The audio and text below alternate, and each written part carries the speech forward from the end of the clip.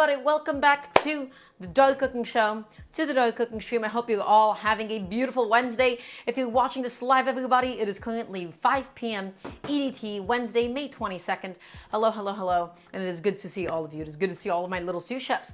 Hello to Shy Chica, hello to Tarina Chess, hello to Trash Can Cat Mom, hello to Jack, hello to Noid Guide, hello to Cotillo Mac, hello to Audio Murphy, hello to Death Owl, hello to Drem Celuth. I'm actually not entirely sure how to say your tag. Please correct me as needed. Also, hello to Eliam. Hi, it's good to see all of you. Welcome on in. Welcome to the show today, everybody. Today's going to be a nice, chill Wednesday show. We're not going to do anything too crazy. We're not going to do anything too far outside of a regular wheelhouse. This is just going to be something similar to what we've done in the past because we're going to be doing a really simple vegetable soup today. As always, if you guys would like to see the specifics of what you're making at any point, you can type in ! menu. Also, welcome on in, bread. Hello, hello, hello. So guys, once again, we're going to be doing a little simple kale vegetable soup. Why am I doing a kale vegetable soup today? I just wanted something cheap. I wanted something I could put in my fridge. I wanted something that I can have for lunch and dinner. And we're going to be making it completely from scratch. We're going to do our own chicken stock. We're going to saute the vegetables. We're going to add some potatoes. We're going to add some kale. And then alongside it, guys, we're also going to do some Parmesan drop biscuits. Okay, and so a lot of the inspiration for today came from the fact that I had a block of excess Parmesan, and in my mind, what I was imagining was something very Olive Garden quote, meaning a bunch of Parmesan cheese on top of a soup, and then I thought, you know what, if I already have some Parmesan, we'll do some drop biscuits. And biscuits are one of the best things to make at home. If you guys want a nice, fresh bread at home, biscuits are ideal because they're easy, drop biscuits specifically. There is no kneading, there is no rolling, there is no flouring the surface. We just scoop it and bake it. Okay, so let's talk about some of the ingredients that we have today. And it's all gonna start with a big bunch of kale, guys. I love kale in soups. I don't really love kale in salads. Kale, incredibly nutritious. I love the way that it cooks down. And specifically, the curly part of the kale, right? You can see like how many little furls it has. The beauty of it is it really like carries soup with it. So every single spoonful of kale that you get within the soup, it really does a good job of just trapping some with it instead of it just sliding off. So I love having kale inside of soups. It's really delicious. It gets really tender when it cooks down and has so much flavor. So guys, a big bunch of kale right here, and I had it washed. I put in my salad spinner, so it's all ready to go for today. Okay, and then let's talk about some of the vegetables that we have going into the soup. I had this old leftover carrot from the last show. I have some tomatoes, I have some potatoes, I have some celery, and then behind me I have some onions and garlic as well. So really classic French mirepoix with the addition of some tomatoes and then some potatoes because I would like a bite in there that's not just pure vegetable, right? I would love to get something nice and starchy because a little potato in a soup goes a long way. Okay, let's put that behind me. And now, let's talk about this guy right here, guys. I have a big, beautiful whole chicken. And as always, you know what we do with whole chickens? We turn them into a lovely chicken stock, my friends. And so we'll be breaking it down. I'll be showing you how to break it down. We'll be getting the chicken stock, and with said chicken stock, we will be making the soup. And I don't think we'll be using any of the meat for today. Making your own homemade chicken stocks is, once again, one of the best ways to really, really just elevate a lot of the flavor in the food that you make at home. Boxed chicken stock sucks. Canned chicken stock sucks. Now, if you had to use something quick, I would recommend something like Better Than Bouillon or any bouillon powder. But I think boxed chicken stock is an incredible waste of your money. It is super diluted, it is flavorless, and you're buying mostly water weight. And so, getting into the habit of buying whole chickens, guys, ultimately cheaper in terms of the actual parts to cost ratio. And then we can go ahead and do something else with the meat later on, although today the meat is not going to be present. So I'll go ahead and put that behind me. And then guys, a lot of the inspiration for today came from the fact that I have a block of Parmesan cheese. I want to try doing some Parmesan parsley biscuits with it. And then this is also going to be some of the garnish for the soup today because I want like a big, big, big pile of Parmesan cheese on top of it. And a lot of the inspiration for the biscuits, once again, comes from the fact that I have, as always, a bunch of leftover heavy cream. The beauty of these 2-ingredient drop biscuits, meaning just some self-rising flour and heavy cream with some additional fillings, is it is such a nice way to use up a lot of heavy cream. I'm oftentimes left with this. I don't really always know what to do with it, and I get kind of bored doing the same cream sauces and cream soups all the time. And so cream biscuits, guys, I'm telling you, it is one of the best ways to make fresh bread at home. Okay, so that should be the rough synopsis of the ingredients. Is everybody ready for today? I would love to hear a nice resounding yes chef, please and thank you. And so as always, you can type an exclamation mark menu. Everybody, before we begin today, if you haven't followed the backup channel, please do. Over the next month, we will be pivoting to the backup channel and we'll be leaving this one behind as just a secondary channel. So exclamation mark backup. The Twitch handle is twitch.tv/Daramgar TV. So drop the I and the A at the end, and it's just going to be a little TV. Okay, so guys, we have to break down a whole chicken. Okay, I'm just going to get my hair ready for it. I want to tie up my hair for this, and I'm going to teach you, and we'll talk about exactly why we're doing all the things that we're going to do, and then none of the meat is actually going to end up being used for today. How does my hair look? Is it okay? I think that should be more or less okay. So guys, let us commence. Oh, and also if you haven't already checked out the Patreon, please do so. Exclamation mark Patreon. We scroll down, go into the About section if you would like to directly support the channel. So let's go to my lovely cutting board, guys. As always, cutting board with a wet paper towel under it so it doesn't slide around. Really big issue with a lot of home cooks, especially if you have thin cutting boards, not big, thick butchery blocks. They tend to slide around on a table. But guys, wet paper towel really helps to just adhere to it. So you can see the wet paper towel under the cutting board. Trust me, it goes a really long way. And then afterwards, you just use the paper towel to clean up. So it's really efficient. So, cutting board all set up. And guys, as always, I have here a nice whole chicken. What I did, of course, was I air dried it in my fridge. When you buy meat from a supermarket, especially if it's been previously frozen, as the majority of meat is, it tends to be really wet. You put it on your cutting board and it is sopping wet, it is releasing a bunch of liquid, and it becomes incredibly unpleasant to actually work with, right? Because it gets your hand dirty, it gets all over your cutting board, it gets all over your table. And so guys, really good practice, as always, whenever you buy meat of any kind whatsoever and you're planning to use it within the next few days, always air dried. Now, for me, always aluminum sheet tray with a wire rack, okay? But you could just use a basic plate. The reason why the wire rack is nice is because it elevates the chicken, and so that allows air to circulate under it, so the bottom of it won't be soggy either. Also, Harmony, welcome on in. It's lovely to have you. So guys, one big beautiful whole chicken that I got here all set up and ready to go. And as always, inside of my pressure cooker pot is roughly 2 quarts of water or so. Guys, I love doing chicken stocks inside of a pressure cooker, and I think especially if you are, working often and you don't have a lot of time for yourself, making chicken stocks in a pressure cooker is ideal. A pressure cooker saves you so much time. Chef, how much stock per chicken does one usually get? Serena, it depends on how big your chicken is, and it also depends on the concentration of the chicken stock you're looking for. Light chicken stocks can be oftentimes used for the soup, or like really rich, heavy chicken stocks for something like a noodle soup. So, you can get anywhere from a gallon to a quart of chicken stock, depending on the dilution that you like. Okay, and so it's ultimately up to you. So how much chicken stock do you get? It is exclusively dependent on how concentrated do you like it. Okay, so guys, I'm gonna go ahead and get set up with a couple of gloves, and I will be teaching you all, once again, how to break down a whole chicken. Again, this is something that I want everybody to get into the habit of doing at home. It is easy. You can do this too. The only thing that you're gonna need is a chicken and a nice sharp knife. And we're never gonna be cutting through bone. I promise you guys, it's really simple, it's really easy. Okay, and it's going to save you money, and you get all of those beautiful bones. You get those incredible byproducts, and you get to make a delicious homemade chicken stock, my friends. So we're gonna go ahead and get my knife ready to go. My knife that I use is a petty knife. This is my corner Damascus petty knife. In general, you could theoretically use any kind of knife, but a boning knife, as they're called, is the ideal shape. A boning knife, or like a Japanese like chicken butchering knife, but in my case, I'm using a petty knife. And the reason why this is the knife that I'm using is because it's nice and slender, meaning there's less surface area for the sticky meat to get stuck to. So I'm gonna go ahead and make sure that my sheet tray is set up next to me.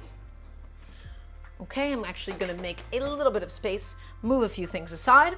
Okay guys, so we gotta break down a whole chicken. I'm telling you, really nice and easy. Anybody can do this. First thing that we gotta do, we're gonna go ahead and take the wings off. So I'm picking the chicken up by the neck. Here's the wings, okay? And guys, really simply, Japanese chicken butchering knife. So I don't know the name of it, crying to Radiohead, but there is a specific knife that is a Japanese knife. It's kind of like a triangle shape that is often used for breaking down chickens. It's not very popular in the West. I don't actually know the exact name of that knife shape, but that's also commonly used for butchering chickens. So guys, take a look.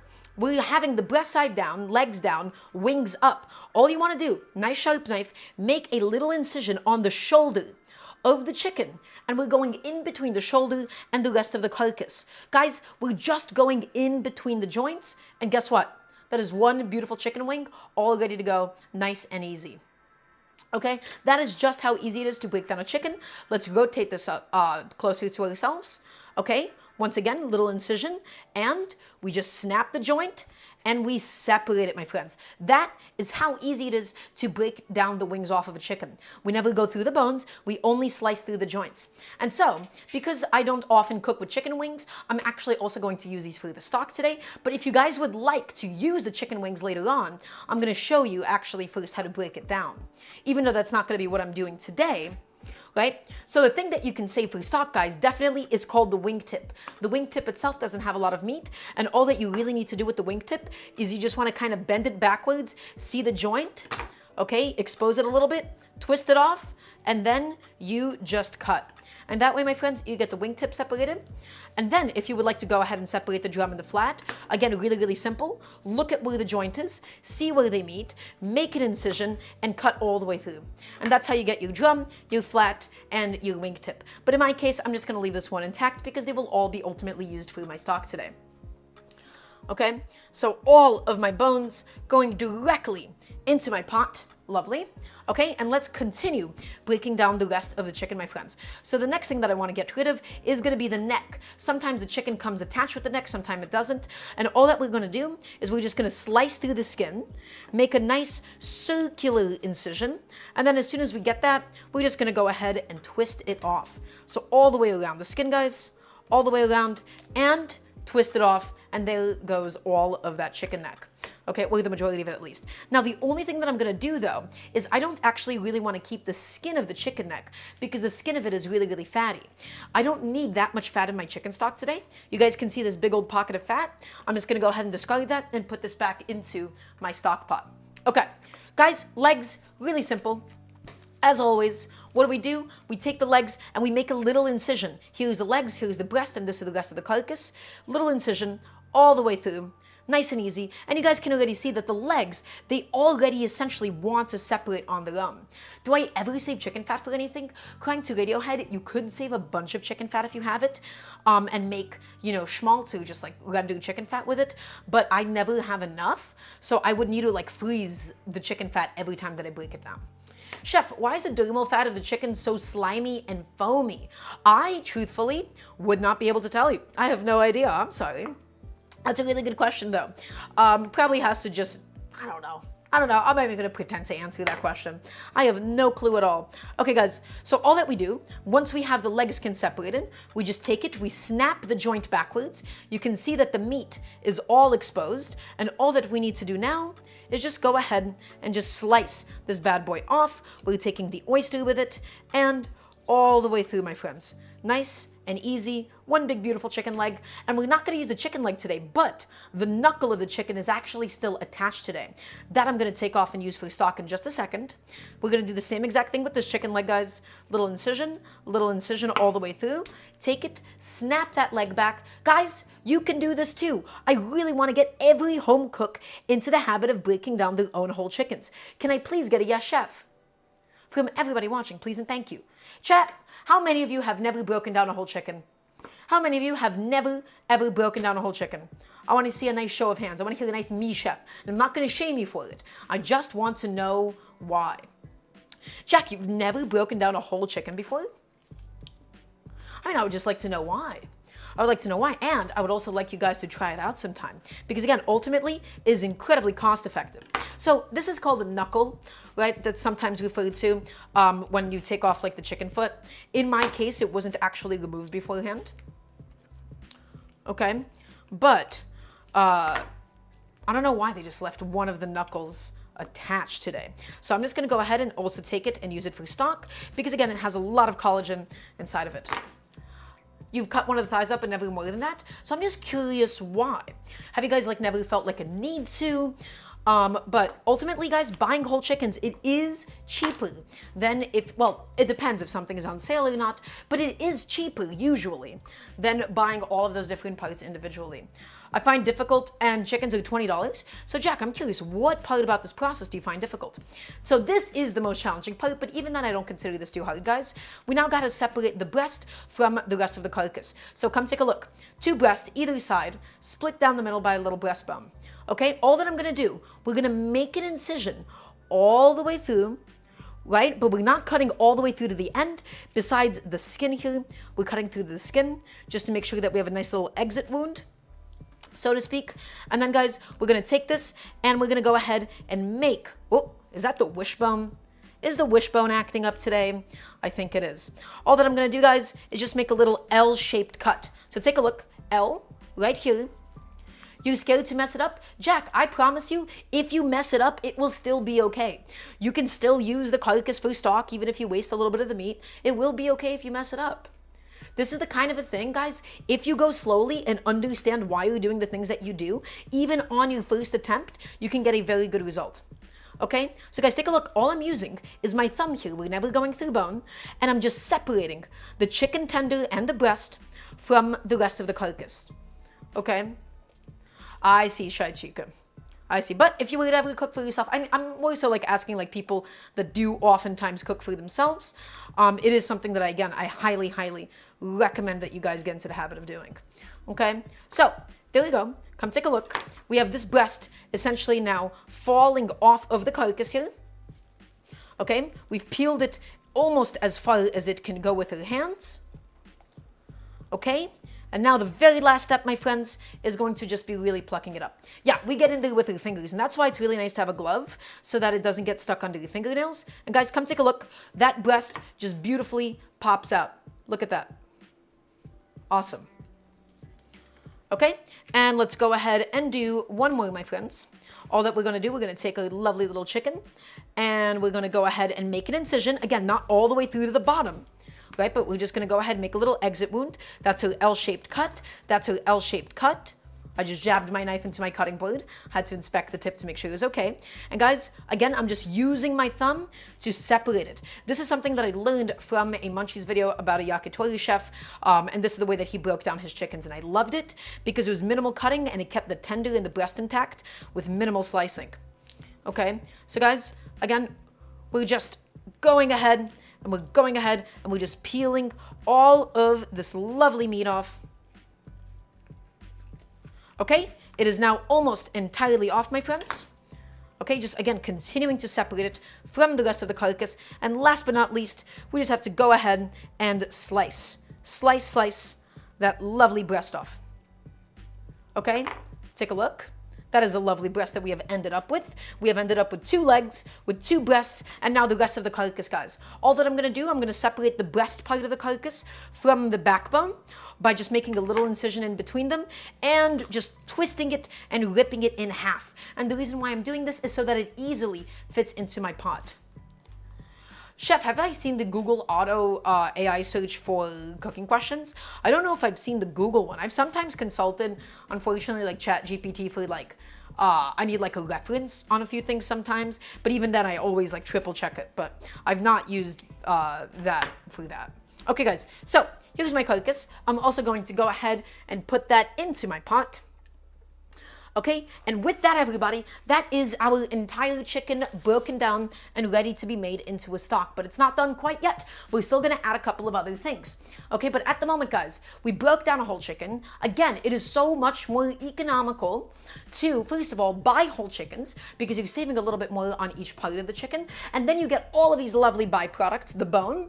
Okay, and guys, making homemade chicken stock. Once again, homemade chicken stock is so good. It is so much better than any boxed chicken stock. If you have to use some sort of a pre-made or instant chicken stock, I would only use something like a bouillon powder. Buying boxed chicken stock is incredibly expensive for what is majority water weight. It is diluted, it is flavorless, and it has a very big like canned tin flavor. And so guys, as always, because of the fact that we're cooking at home, I'm gonna take a second just to clean up my station. I'm gonna put a couple of things away. Scrub blow. It is entirely up to you if you want to subscribe still. We don't have a definite date for moving yet, but when I do move, it's going to be a month in advance. So you can absolutely sub here. And if not, you can also go ahead and sub there later on as well. Okay, guys, so really quickly, once again, I'm going to take my knife. I'm going to go ahead and wash this off. And I'm going to go ahead and put my dirty cutting board into the dishwasher, because we have some other things that we got to go ahead and get done, my friends. As always, when you start cooking, when you start any cooking project, empty sink, empty dishwasher. If it's not empty, you're going to end up with a big pile of dishes. Chat, do we want a big pile of dishes? I want to hear a nice no, chef. Please and thank you.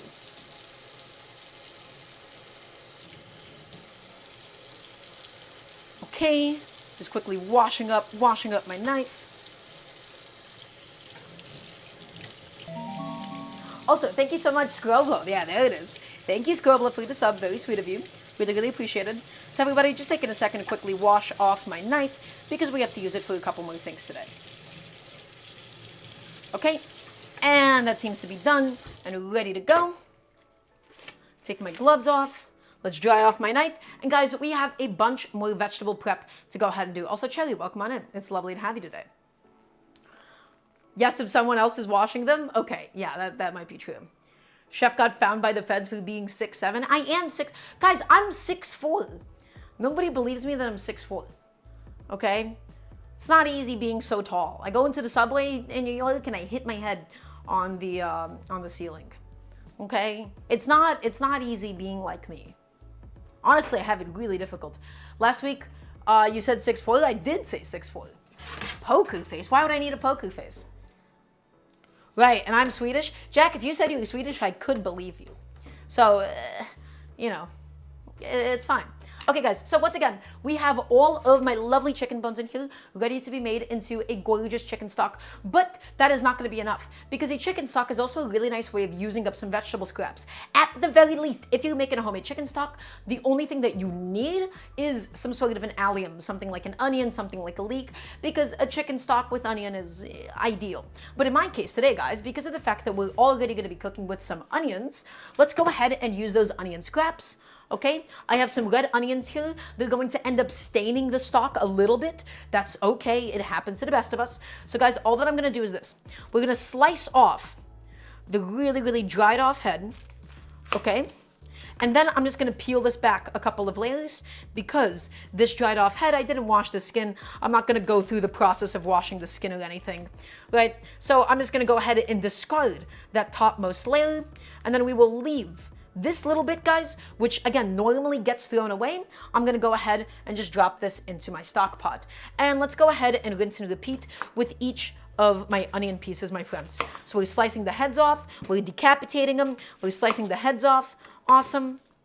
Okay, and then once again, we're just taking the top skin off. Okay, because it's a little bit dirty, and you could theoretically use it if you just gave it like a good wash, but also under that top skin is where there tends to be the most amount of dirt. So this onion is a little bit moldy, okay, on that layer. So instead, I'm gonna peel it back a couple of extra times and slice that little dried off bit again. Okay, guys, all of these onion scraps, we'll be able to go ahead and add them into the pot. Again, they're very, very functional. We're making the most out of what we already have. If you have vegetable scraps, a really nice thing that you can do in your freezer, you could keep celery scraps, carrot scraps, onion scraps, and use them. Chef, the stock do pretty well with multiple stove reheats. So, Serena, the answer is it depends who you're asking and for what reason. If we're talking about pathogens, microbiologists will say, no, that's actually a risk. In terms of like multiple reheats, I'm not, like, can you describe me the exact purpose of why you would want to multiple times like reheat a stock? Okay, so guys, onion scraps inside of the pot. Next, let's go ahead. Because we're already going to have some celery scraps, we normally cut off the white part because it's a little bit more woody, it's a little flavorless. So guys, let me show you something.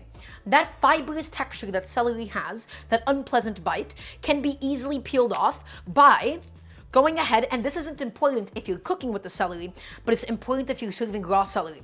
Snapping off the bottom, you get all of these really, really thick guitar string-like fibers. And we're gonna add it into the stock today, but normally this is why celery gets stuck in your teeth. If I heat it back up and add onion and cardamom, is it damaging your stock? No, Tarina. If anything, reheating something over and over makes it lose aroma, right? And subsequently, it will lose like a little bit of flavor if you have like anything aromatic inside of it. But if you just want to add aromatics at the end, no, I don't think it'll damage your stock at all. That will not damage your stock. You will be totally fine. Yeah, it might just be a little less aromatic than usual, but you're still gonna cook with it anyway. So I would just say it's good to go. Okay, so guys, ooh, there you go. All of those little celery scraps. And once again, we're not gonna be able to waste it because we're just gonna go ahead and put that right into my stock pot. Okay, what else am I also going to want, guys, is going to be a couple of lovely bay leaves, because a couple of bay leaves in a stock just makes it really, really nice and aromatic, nice and herbaceous. So let's go ahead and take out a few bay leaves, and it's all going to get strained out anyways. Celery string extraction feels like body horror. Oh, that's a bleak way of putting it. But I guess that kind of fits. So guys, all of these bay leaves, I'm gonna go ahead and add them inside of my stock as well. Again, just makes it really nice and aromatic and herbaceous. It is not necessary, but it is, if you have it, it's just a really nice thing to add. Okay, so dried bay leaves going inside. And everybody, last but not least, because of the fact that we'll be using a bunch of parsley today, we'll have some parsley going into the soup, and we'll have parsley going inside of the biscuit dough as well. That means I'm gonna be left with a lot of parsley stems. Parsley stems, normally for me, the texture is like way too woody to eat, but we can go ahead and save these parsley stems and use them inside of the chicken stock instead.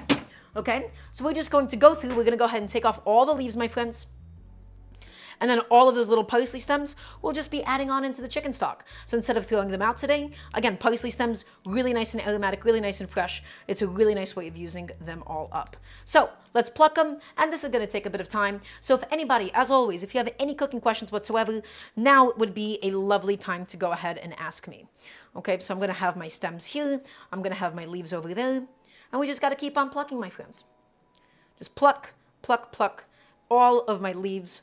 And again, the reason why I'm plucking them is because the stems, especially on parsley, I find them to be a little bit too woody. I don't find that texture particularly pleasant.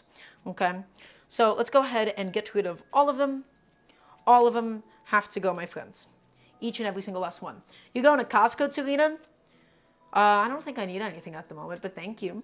So guys, all we gotta do, just keep on plucking, keep it nice and chill. Again, if you don't mind the texture of the parsley stems, you don't really have to do that. So, how do I never get my jasmine rice as fragrant as the restaurants? Mine never comes out as floral. So, Death Owl, that is actually a really awesome question. First question, where are you getting your jasmine rice from? Are you buying like a Stop and Shop brand of jasmine rice inside of a plastic container? Or are you buying like a very nice sack of jasmine rice? That's my first question for you. And let me tell you why. I used to think that jasmine rice always tasted a certain way until I started going to like my Asian grocery stores and buying like those really, really big sacks of super, super fragrant jasmine rice. And the flavor difference is really, really substantial. Also, Tarina Chest, that's also a really lovely suggestion. I know some people that do like steep it or they cook it with a couple of spices. But my first question is, where do you actually get it from? Plastic, I should probably find a place that has it in a sack, yeah. And that mostly has to do with the type of variety that is grown.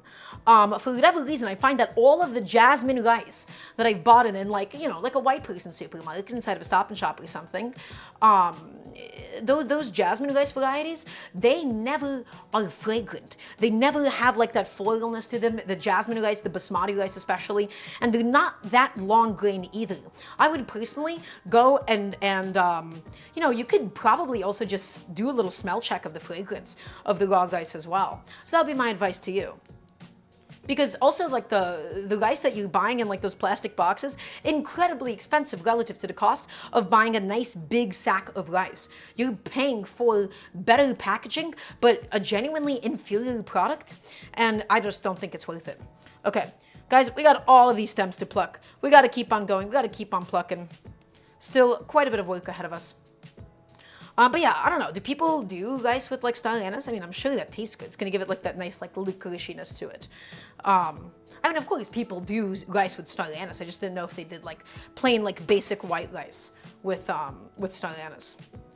Okay, we're almost done, my friends. We just have a couple of parsley stems to go. and then we'll be all set to go ahead and put this into the stock. Thank you guys for being so patient. Is everybody still watching? I want to hear a nice yes, chef, please, and thank you. Let's keep on plucking. We got to keep on plucking, keep on plucking. It's really subtle, but it brings out the jasminess. You know what, Tarina? I've never tried that myself, so I think that'd be something I should give a shot at some point. I don't know if the advice I gave was even that good in terms of the actual rice that you're buying to begin with. Tarina might just be correct in this case. It could be a combination of both. Okay. But yeah, oh, I love like a really fragrant, like white jasmine rice. Delicious. It's so aromatic. It is so tasty. It is so lovely. Okay, and these just seem to be a couple of miscellaneous leaves. I don't believe that we actually have any more possible stems that we can pluck out of these guys. And so I'm going to go ahead and take all of my parsley stems. Okay, take my parsley stems and I'm going to go ahead and throw them into the pot. Also, look, Shy Chica, that is okay, all right? It's fine. I can be a little bit of a hypocrite sometimes. So guys, let's talk about everything that is inside of my stock pot, okay? We broke down, I taught you how to break down a whole chicken. We have my onion scraps. We have my celery scraps. Then I'm not going to actually add the carrot peels, although I could. I'm also going to add like the bottom dried off chunk of this carrot to just also throw in because we already have it. And this is the beauty of making a homemade chicken stock, my friends. You get to make the most out of all of your existing vegetable scraps, and it's going to go ahead and make a delicious aromatic chicken stock. Homemade chicken stocks will always be so much better than anything that you can buy boxed. First of all, because it's fresh and because it's homemade, but the box stuff is way too expensive for what is incredibly diluted compared to what you can make at home. Everybody, please get into the habit of making your own chicken stocks, and a pressure cooker is nice because it does it so quickly. Everybody, can I please get a yes, chef? So I'm gonna do high pressure 40 minutes inside of my pressure cooker, or you can just, I don't know, simmer it for like 3 hours and that's fine too. Take that, slap a lid on it, pressure cook, high, 40 minutes. Ideally, I would do like maybe like an hour of pressure cooking, but we don't have to get that crazy about it. And so guys, how does a chicken stock even work to begin with? What even is a chicken stock? Well, we need to think about what collagen is. So there's a bunch of collagen in the connective tissue in the bones, basically anywhere but the meat, right? And so that collagen, when heated to a certain point, okay, in the presence of water, becomes gelatin. And that temperature is typically around 180 degrees Fahrenheit. And once it becomes gelatin, it becomes water soluble, and that is how you get that delicious, meaty tasting chicken stock. Okay, and the reason why pressure cookers do it faster is because they're able to increase water past its regular boiling point. The temperature of water boils higher, past 100 degrees Celsius, in a pressurized environment, meaning this is physically getting hotter than any pot of basic boiling water is. Okay, so yeah, crying to Radiohead. This is why, you know, this is why, right? I love making homemade chicken stocks. I'm gonna keep on shouting the praises of it. Also, Samus, wow, you got the announcement that you got into the college you wanted to. I'm very proud of you. It's very exciting. Nice job. What should you make to celebrate? For me, my celebration meal is a steak. Everybody, can we please wish Samus Wow congratulations, please and thank you. But I always do like a very nice steak. I splurge on a steak. I buy like a very nice dry-aged steak. I splurge on it and I eat the whole thing by myself. It's very important for me. I love cooking for other people, but if I'm celebrating for myself, okay, I make it and I eat it all by myself. I eat it completely alone. That's what I do. And then I eat so much of it, and then I have something with chocolate after, and then I go fall asleep and watch some anime. That is my congratulations. That is the way that I congratulate myself. Okay. So, everybody, we're going to go ahead and now do the rest of the prep that we need to for today. So as just like a very slight recap, all that we did so far was we got my pot inside of the pressure cooker. We're making our own delicious homemade chicken stock, and I will always sing the virtues and the praises of making your own chicken stock. It will always be better than anything store-bought. I know I keep repeating myself, but it is just that important of a concept. Excuse me. Okay guys, so now we have to do a bunch of vegetable prep. We got a lot of chopping to do. We got a lot of slicing to do. We're gonna go ahead and get a mirepoix ready. Right, that's our carrots, onions, and celery. We'll talk about why we're using the vegetables that we're using today. And we'll go ahead and begin building the foundation for today's soup, my friends. Okay, so let's go ahead and give you a nice little shot of all of my different vegetables. So guys, once again, here's the vegetables that I'm using for today. Carrots, onions, and celery. This is called mirepoix. Okay, it is a French term for this basic trinity. You see this everywhere in Western European cooking. Now, does that mean to make a vegetable soup, you have to use carrots, onions, and celery? The answer is no. The reason why I'm using it is because I already have it, and it'll just make it taste contextually a little bit more French. But you can theoretically do this with any kind of vegetable soups. The key to a good vegetable soup, everybody, is understanding the timing of your ingredients. It's a bit of an orchestration, because you want to add things at different times so that they cook through and they don't actually end up falling apart. Okay, but the carrots, onions, and celery, we're going to chop them up. They're all going to just cook down together, and it's all going to be delicious. And so let's go ahead and begin with my celery for today. We'll go ahead and just start processing up this bad boy. Okay, so guys, 4 stalks of celery, and now we need to first make a decision. What are the size of the chunks that we actually want in my soup today? Me personally, I do not love having massive chunks of celery. I find it to be really overpowering, but in this case, I'm not looking for a fine dice. Guys, this is a vegetable soup. Cut it however you want. At the end of the day, as precise as we can get about the knife cuts, cut it however you want. Put in as much effort as you so desire. The nicer you get knife cuts, the more even everything is going to end up cooking. But also, if you want to just make a soup and you're hungry, that's fine too. Guys, first I'm just going to cut them all in half, and then I'm going to go ahead and cut each of my celery stalks, I don't know why I call them guys, into quarters, just like so. So we got some nice even sticks of celery, okay? All of them peeled up with the method that I showed y'all. And again, I'm using celery because I always have some in my fridge today. A lot of today's show, guys, is just gonna be about using up existing leftovers that we already have, okay? How about no cutting and we just put those guys into the soup? I mean, if you wanna bite into massive stalks of, okay, when I said you can cut it however you want, I don't think not cutting it all is an option because the goal is to bite into some vegetables. This is a vegetable soup, my friends, okay? So we're gonna go ahead and take this and we're gonna go ahead and just cut it and cut it and cut it and cut it into what I would consider something like a medium dice. Okay, in fact, some of these, this is like a medium to a large dice at this point. We got some pretty big chunks in here, and that's okay. But I'm not looking for gigantic pieces of celery. I hate it above all else because it's just you bite into it and, you know, you don't get anything else in that spoonful. So medium dice. I should have probably done it a little bit smaller. But also, guys, remember, it is okay if you don't do it perfect. This is a vegetable soup. Vegetable soups are not meant to be the height of you know, culinary technique here. Chef, so what exactly is chicken stock? Are there other kinds of stock? So yes, Chai Chica. So chicken stock specifically refers to, also that's a good question. Chicken stock just refers to the extracted liquid that you get from cooking down a chicken in some water.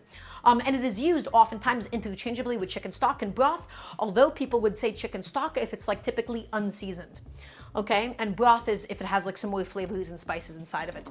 And yes, there's plenty of other kinds of stock. There's vegetable stock, there's mushroom stock, there's beef stock, there's lamb stock. Basically anything that you can extract flavor out of into water that you would then use for something else, being like a soup or a sauce, you would call a stock. And yeah, fish stock, absolutely. Right, and all of them are delicious and they bring something else to the table. And more or less they're done similarly, but some of them have different techniques. For example, shrimp stock you only make in 15 minutes because you actually end up losing flavor after 15 minutes. Right? Something with aromatic compounds and evaporation and whatnot. Okay guys, so as always, my little transfer plate ready to go. And now, again, one of the inspirations for today in making a soup was the fact that I had some leftover carrot just sort of laying around. So let's go ahead and get this guy into a nice dice as well, okay? So all that we're going to do actually is first peel this carrot because I don't want this carrot skin. You could theoretically use carrot skin inside of a chicken stock just to give it some flavor. But the reason why I don't is because if you add it in the beginning, it tends to overcook, fall apart, and make the whole thing really cloudy. Okay, and then we end up over extracting the carrot. So I'm just gonna give it a quick little peel, my friends. Nothing too crazy. Guys, today's simple, right? Today's a nice, simple, chill stream. So, you know, today would be like, we're gonna just go nice and slow. Today's not gonna be any crazy new techniques for us. I just wanted a nice vegetable soup because I consider this the height of home cooking. This is the kind of a thing that you take in a Tupperware with you to work. This is the kind of a thing that you can just have at any meal. It's delicious, it's cheap, and it just stores well, it freezes well. This is ideal home cooking, my friends. And that doesn't mean it has to be bland and boring. We're still gonna make sure that the soup is nice and seasoned and delicious, okay? Soup does not have to be boring. I love soup. I'm a real soup guy. Okay. So guys, the celery is going to cook faster than the carrots will. The carrots need to be cut subsequently a little bit smaller than my celery does in order for them to actually catch up and cook at the same time. Because I don't want raw carrots when I have mushy celery.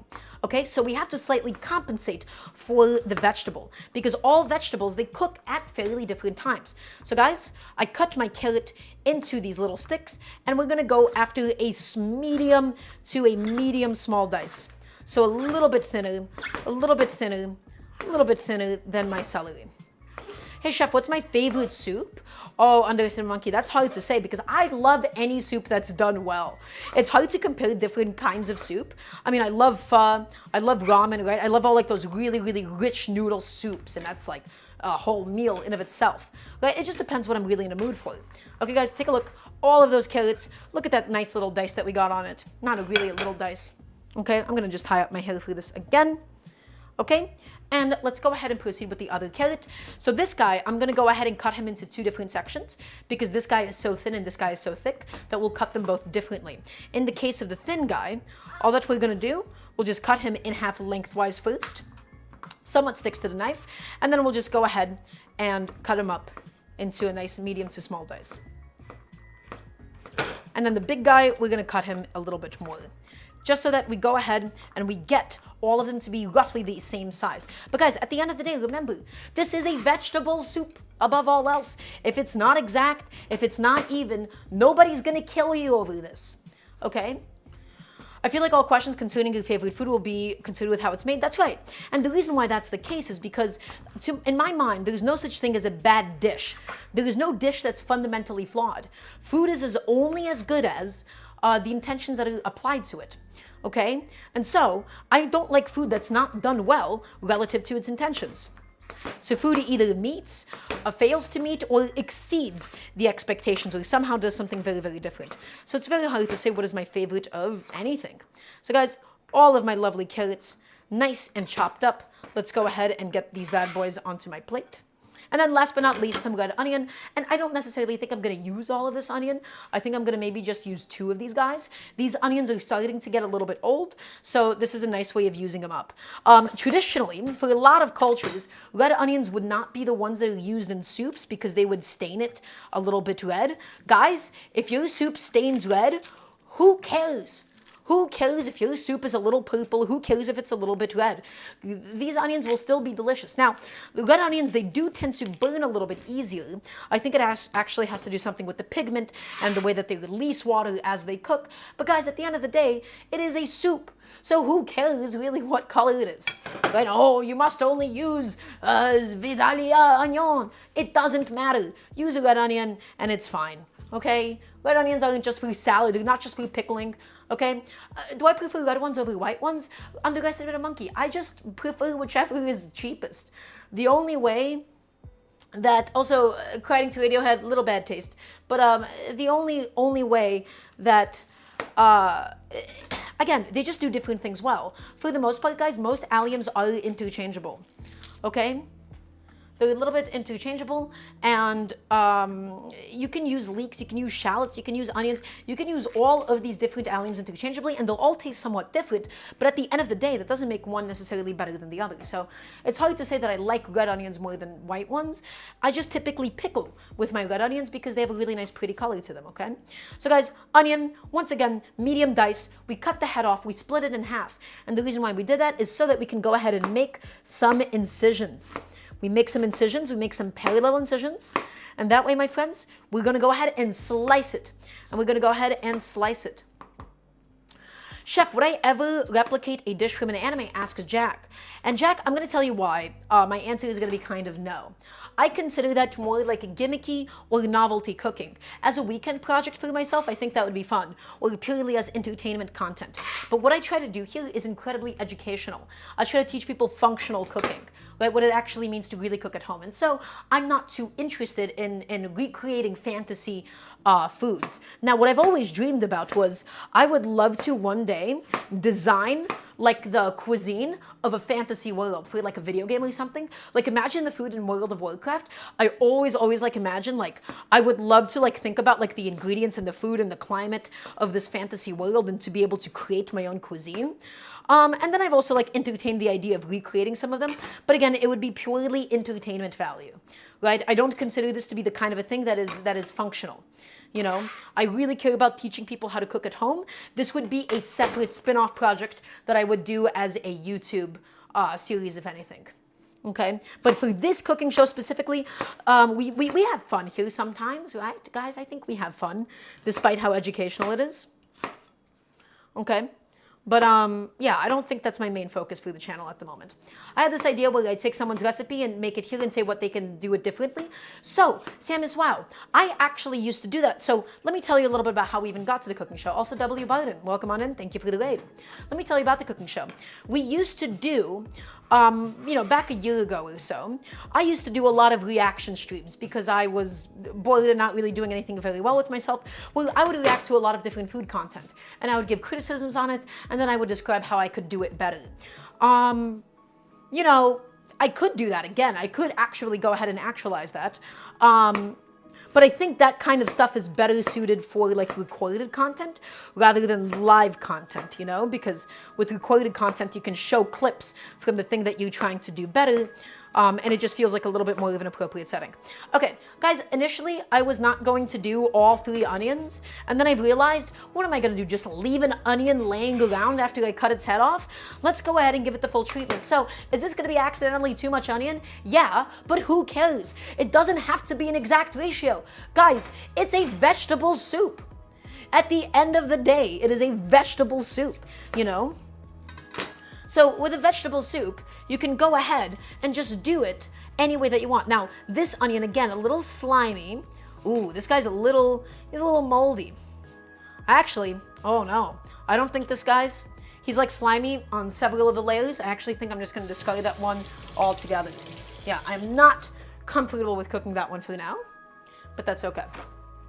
But that's okay, guys, because guess what? We have all of these other vegetables. So come take a look. This is, again, called the mirepoix, right? Carrots, onions, celery, French trinity.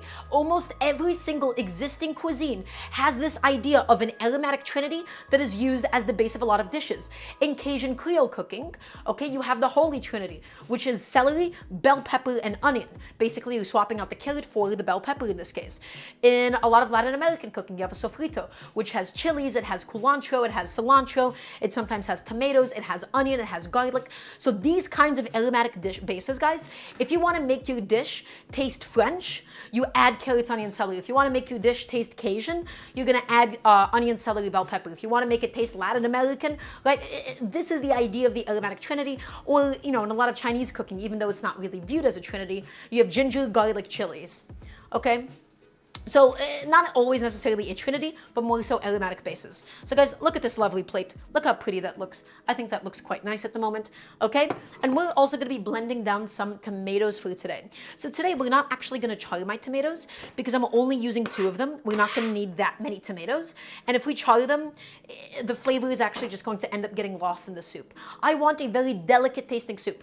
So guys, plum tomatoes. Why am I using plum tomatoes? First of all, they are cheap. These are the cheapest kind of tomato that you can typically buy. They're either sold as Roma tomatoes or plum tomatoes. Roma tomatoes are a specific type of plum tomato. The second thing about them is that they're very fleshy.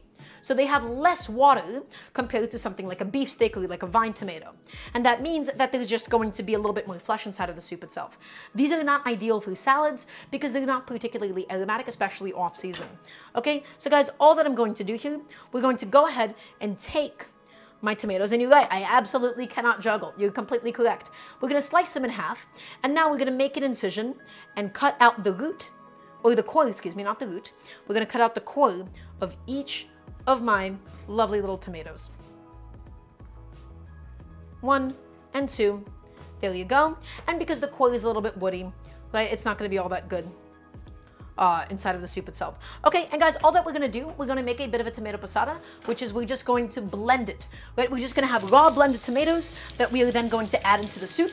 But before we do that, I'm gonna take a second, wash off my knife because I'm using a carbon steel knife. At home, you're typically cooking with, oh, did I just hit something with my knife? Oh, I hope I didn't chip it. I was like trying to dry it off by whacking it around, and I think I hit something. I should have been watching while I was waving it around. Okay.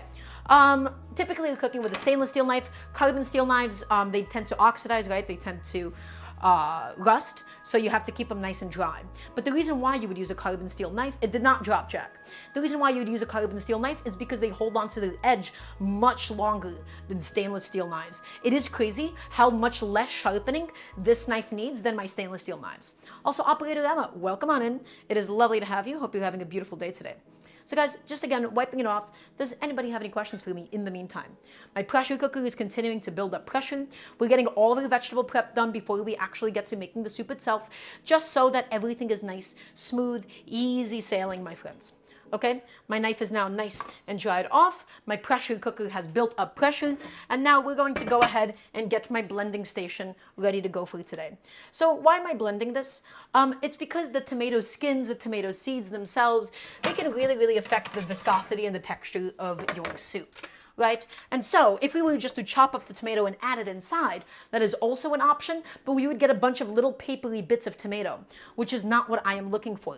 With those papery bits of tomato, it is just not a very pleasant texture. So guys, again, do you have to do the step of separately blending the tomatoes? No.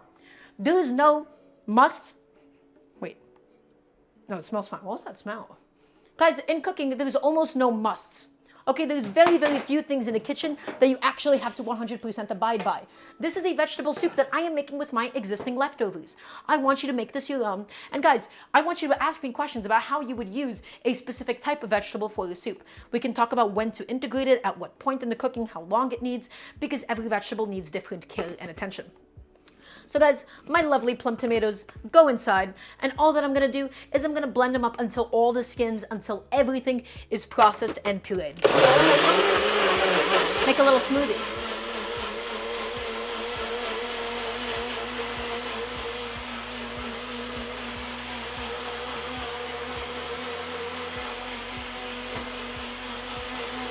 And keep it going, guys. Keep it going, keep it going, keep it going. I want no skins left intact. I want no seeds left intact, okay? I want all of that good stuff, guys. I want it to all cook down. We're blending it all down. We're getting rid of as many of those seeds as possible. We're getting rid of as much skin as possible. If you guys want, you could also strain this out, but that's dirtying a strainer. And that is an unnecessary amount of effort for what is essentially a vegetable soup. It is a vegetable soup, guys. Keep it really simple. A little longer, it'll be perfect. So, really good question. Jay Webster, you asked me, what is the benefit of a blender over a food processor? Smoother texture? The answer is yes, smoother texture and also different function. Food processors are good for getting something to like a salsa consistency, right? Where you want everything like kind of chopped up a little bit. Blenders, they puree things, meaning blenders aren't very good. Blenders are all or nothing. Something is either blended or something is either not blended. Okay? Food processors are, if you're looking for some sort of a middle ground of texture, you're making some sort of a sauce, you're making some sort of a salsa, right? And you just kind of wanted to chop it up really finely. You're making some sort of a paste. Okay? So, the blender has done its job, my friends. We have acquired all of these lovely tomato puree, and this is going to go into the soup, and I love having a tomato element inside of a soup. It adds a bit of freshness, it adds a bit of acidity, and this is going to be added closer to the end of the cooking process itself. Okay, because I don't want to lose all of that fresh tomato flavor. So I'm going to go ahead and set that aside, set that behind me. Guys, let's go ahead and continue with all the prep that we need to do. The chicken stock is currently going. We've just chopped up my carrots, onions, and celery. We pureed some tomatoes. Let's go ahead and focus on some garlic, because we got some garlic and we want to get it into the soup today. So guys, I want a bunch of garlic. You can't ever really have too much garlic. In fact, I think I'm just going to use up the last of my remaining garlic. Okay, and as always, everybody, as you know, chopping garlic by hand, sticky, unpleasant, so we always use a garlic press. Garlic presses fell out of fashion a little bit because of a couple of, elitist chefs that said, oh, you just need a knife. All these people on YouTube that would say you just need a knife and some salt, and it's completely nonsense. If you would make homemade soft drinks like cola, but a healthy version, Jack, I don't particularly like soda all that much, so I don't think I'm that interested in it. And also, here's the thing. There's no such thing as like healthy or unhealthy when it comes to food. only like certain amounts of something are unhealthy, right? Like if you have a teaspoon of Coca-Cola, is that unhealthy? No, right? So everything exists in moderation. And as a result, there's no such thing as quote unquote unhealthy food. There's only an unhealthy amount of something relative to you and your goals. Okay, so guys, we're gonna go ahead and just smash up all of my garlic cloves. We smash them up. Why? Just so that we can go ahead and get the skins off. This is a very nice, easy way of getting the skins off because it just separates that papery skin from that soft clove. Also, this guy is a little bit molded. We'll go ahead and get rid of that one. Okay, let's go ahead and do all of that now. And yeah, that's right. Like exactly as Shai Chica said, right? Like too much water at once can be bad, right? That's considered like toxic. So this guy, a little funky. Right, we did trim them up. We're gonna go ahead and cut the butts off of them as well. This garlic, not the freshest. Also, Dosky, welcome on in. I feel like it's been a while. Or maybe you were here last time and I just forgot about it. Hi, Dosky, welcome on in. Hello, hello, hello. It's good to see you. So guys, we're just, as always, getting our garlic prepped. We're getting it going. We're smashing it. We're peeling it up. Okay. And again, why do I like to buy like fresh garlic cloves instead of already peeled ones? This has to do with like wastefulness and being a little bit more mindful of ourselves as consumers. First of all, you know, garlic already comes naturally protected in its own skin.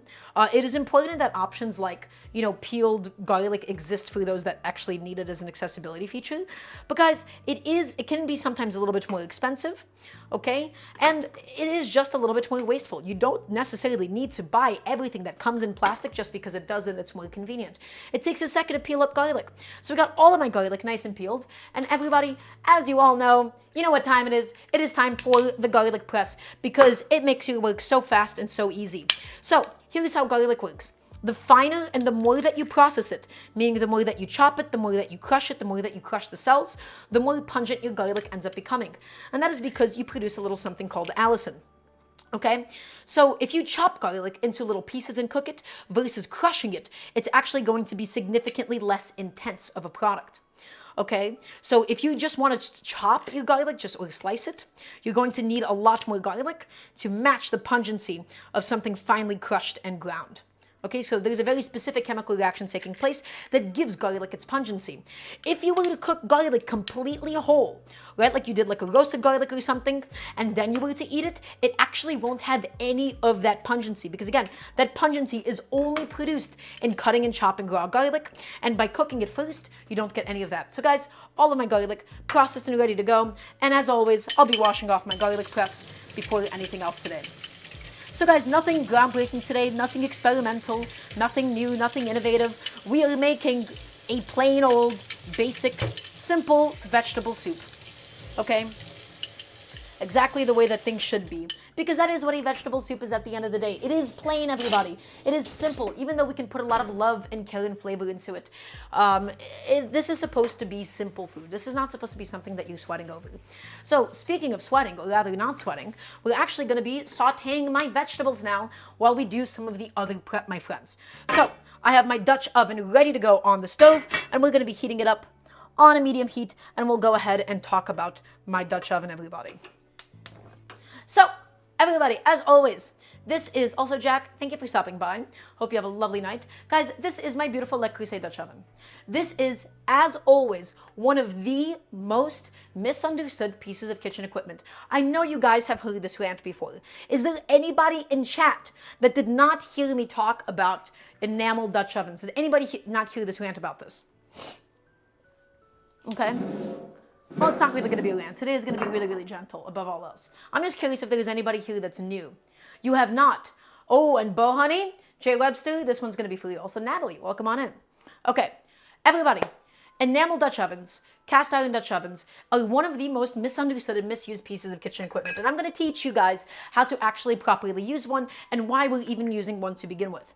So, this is a big old piece of cast iron, which is normally reactive to things like acids, right? Because it's a raw piece of metal, meaning it can rust, right? So people say like, oh, don't wash your cast iron pan, it'll rust. This is enameled, meaning that is protecting the cast iron inside. It's a thick, thick piece of metal, okay, surrounded by the enamel. Now, Why do we actually cook with enamel Dutch ovens? Well, first of all, because of how thick the metal is, they do a really good job of getting a lot of heat into them, and they do a good job of holding onto heat. When you have really thin pans, think of a thin non-stick pan, you put something into a hot pan, it immediately cools down. The beauty of a nice big Dutch oven like this is that it can hold onto a lot more heat compared to something like a really, really thin pan, and that means that it won't cool down as immediately, and it will keep your cooking consistent. So, it's enameled, everybody. Okay, it's enameled, meaning that this coating on the outside, we never touch it with metal because metal will scratch that enamel coating. You see professional chefs all the time. They take metal tongs and they scrape inside of it. They take a metal spoon and they scoop inside of it. They take a metal whisk. You know what video lives in my head? The Munchies video where Isaac Toops, I believe he was making either gumbo or jambalaya. I forgot which one it was. And he's making a roux in an Le Creuset Dutch oven, and he's using a metal whisk, and he is scratching and tearing up the inside with it. Guys, treat this thing like a nonstick pan. I want to hear a nice yes, chef. So no metal tools, only wood and only silicone, so that you do not damage the coating on the inside. Second rule, we never use a high heat. The reason why we never use a high heat on this is because we'll develop hot spots and cool spots. And food is going to cook unevenly and food is going to stick that way. Especially with all cast iron, guys. Heating it up slowly is the real magic. Heating up slowly is the key to making sure that it is evenly heated through. If it's a thin pan, they tend to heat up pretty quickly. When it's a thick cast iron, guys, medium to medium low heat for a long period of time. I'm talking 5 to 6 minutes to get it all evenly heated throughout. Okay? You give this tool a lot of love. You give it a lot of affection, guys. And I promise you it's going to love you back. It's going to give you incredibly good, like, heat distribution. Okay? Things are not going to stick to it because it's enameled. It'll let you cook at things as acidic as tomatoes on it. It will treat you well, guys. Take care of your cooking equipment, especially if you have something as nice as this. Now, Le Creuset is not the only enameled Dutch oven brand. There's things like Staub. Cuisinart has a line. There's a generic Amazon line. All of the things that I've just said apply to all enameled Dutch ovens, guys. So be gentle. Wood and silicone tools, medium to medium low heat, okay? I'm starting to wonder how pro chefs or even pros, oh, Shy Chica, you know how? You know what it means to be a professional? It means you get paid for what you do. To be a professional, it does not matter. All that it means is that you make money off of that thing. It does not mean that you're actually good at the thing that you do, okay? So that's how they're professionals, right? And especially if they're like shooting, God, the amount of people that are like shooting video content where they're misusing things like the non-stick pans is incredible. You know what video I think of? There's a video that Jacques, I believe it was Jacques Pepin, he did a video for Tasty. He did a video for BuzzFeed way back when, where Jacques Pepin, this super famous French chef who had a really sellout TV show, by the way. You guys know Jacques Pepin, right? You guys know Mr. Jacques? On the video, on this BuzzFeed, on this Tasty video, where he was demonstrating how to make a French omelet on a non-stick pan, he took a metal fork and he was scratching the bottom of it while he was whisking the eggs inside. And then, in the comment section, you had people saying, hey, why the hell is he using a metal fork in a non-stick pan? And the audacity of, I'm gonna say it, I'm gonna be a zoomer, the glazers in the comment section that were saying, oh, he's the professional chef, he knows what he's doing. Are you serious? That is unbelievable to me. The idea that somebody can be above criticism just because they've been doing something for so long, it is purely because of the fact that he gets paid for it, that he is considered a professional. And so I was so mad. I was 14 years old, I believe 15 years old, watching that video. I was so upset about it. I was, are people insane? I remember I replied, I think it was like what's his name, Thomas Keller, was like demonstrating like a zucchini video on TikTok. I wrote a comment criticizing it, and people went, oh, he's been cooking for so long, who are you? This entire idea of status is used to perpetuate really just harmful information sometimes. Guys, trust me, somebody being a professional does not mean they actually know what they're talking about. That does not make them trustworthy and reliable. Can I please get a yes, chef? Okay? I don't understand, I just can't with this, but that's okay. That doesn't mean that everybody is bad. That doesn't mean that everybody is bad. But typically what you want to do is you just want to be skeptical. Guys, take experts, take professionals in your life with a grain of salt. Think about their motivations. Think about why they might be incentivized to say something. Think about why they might be doing something the way that they are instead of blindly trusting them. And that even as special and amazing and different as I am, apply that to me. Ask me questions. Question some of my methods, guys. I would love to be challenged on some things, okay? So even as perfect as I may seem, and I really think I'm that amazing, even I'm messing with you guys. Please challenge me on stuff. Please criticize me on things if you think I'm wrong, okay? If anybody ever thinks that they're above any kind of criticism whatsoever, they typically have some sort of an incentive to really prove that they're trustworthy and reliable. So guys, again, we're heating this up nice and slowly, and let's talk about the oil that I used. I have in here, guys, a bunch of beautiful extra virgin olive oil. Why am I using extra virgin olive oil? Because it's a really nice tasty fat. Things like bacon fat, things like chicken fat, things like beef fat, things like olive oil, all of these guys, they're gonna go back into the soup anyways. So we may as well just use a fat that is already delicious. If you just use a fat that is something like canola oil, please give me a shout out and I'll greatly appreciate it. I'm like, I'm not sure that I'll do that. No self-advertising in here, buddy. I don't know who you are. But guys, so extra virgin olive oil, the oil that you use is much of an ingredient. So don't use canola oil, don't use peanut oil, don't use neutral cooking oils. Use things like extra virgin olive oil because it's all gonna go back into your soup and make it nice and delicious. We never need this oil to be smoking hot, by the way. We're just going to get it until it is hot enough to cook the vegetables. Okay, so let's even talk about the vegetable cooking to begin with, okay? So the first thing that we have to do, guys, is we have to properly saute my carrots, onions, and celery. So because today's stream is so basic, because today's stream is so simple, okay, we can just talk about a lot of like the really basic mechanics of things. So why are we first cooking these vegetables in oil, and do you even need to? Well, in cooking, there is this idea of, we can call it the Maillard reaction, but essentially, sugars brown. Proteins brown. When sugars and proteins turn brown, they taste nice and delicious unless you actually burn them.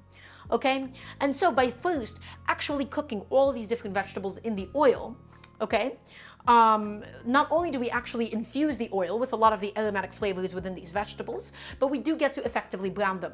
To saute them, it is a three-stage cooking process. First, you soften them enough until they collapse.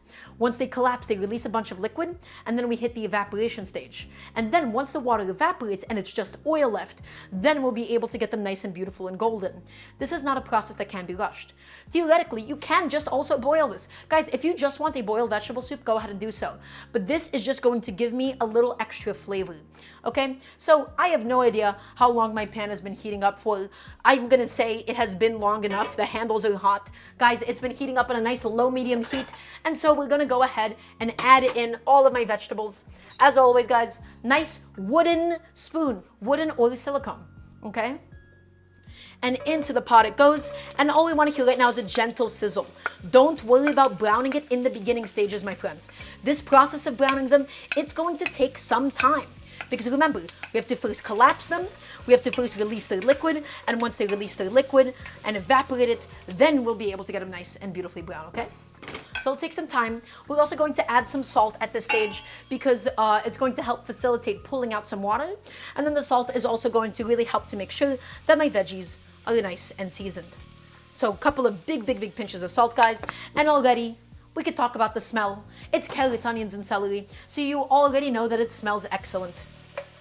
Carrots, onions, and celery, just infusing, just frying in that olive oil, guys. It smells delicious. And in the beginning stage, you don't really have to worry about burning your vegetables. Okay, because the vegetables at this point, they're really wet. When food is wet, guys, when food is wet, it does not brown very well. The more water there is, the less it'll brown. Everything in cooking, one of the most important concepts in cooking, guys, is moisture management. In cooking, we're always either taking away moisture or we're adding moisture. And in this case, these vegetables, they have a lot of water inside of it. We want to get rid of the water so that they brown up nicely. And that means at this stage, they really can't burn. You could walk away, come back in 2 minutes, and it'll be okay as long as you're on a nice medium heat.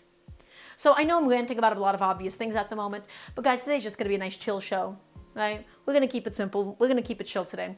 And while this is going, because again, this is going to be a mostly wet cooking method, we can tell that a lot of the water is coming out because the oil is becoming cloudy, the sizzle is dying down. We can go ahead and proceed with some of the other vegetable prep that you and I need to get done today, my friends. So let's go ahead and tie up my hair, and it's time for us to work on the potatoes. The chicken stock is going, the veggies are going, the tomatoes are pureed. Let's do some potatoes. Is everybody still watching? I want to hear a nice yes, chef, please, and thank you. I'll go ahead and put this plate behind me. And I'm just going to go ahead and get a bowl out with some nice cold water inside of it. And we'll talk about why we need cold water to begin with for the potatoes.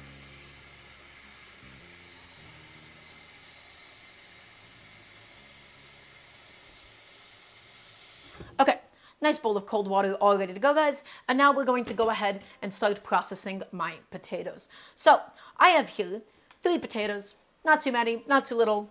3 nice little potatoes because I just wanted a nice starchy bite inside of my soup today. And these are gold potatoes. I love gold potatoes. Or this is actually just a white potato. I think gold and white potatoes are similar. Somebody please Google me.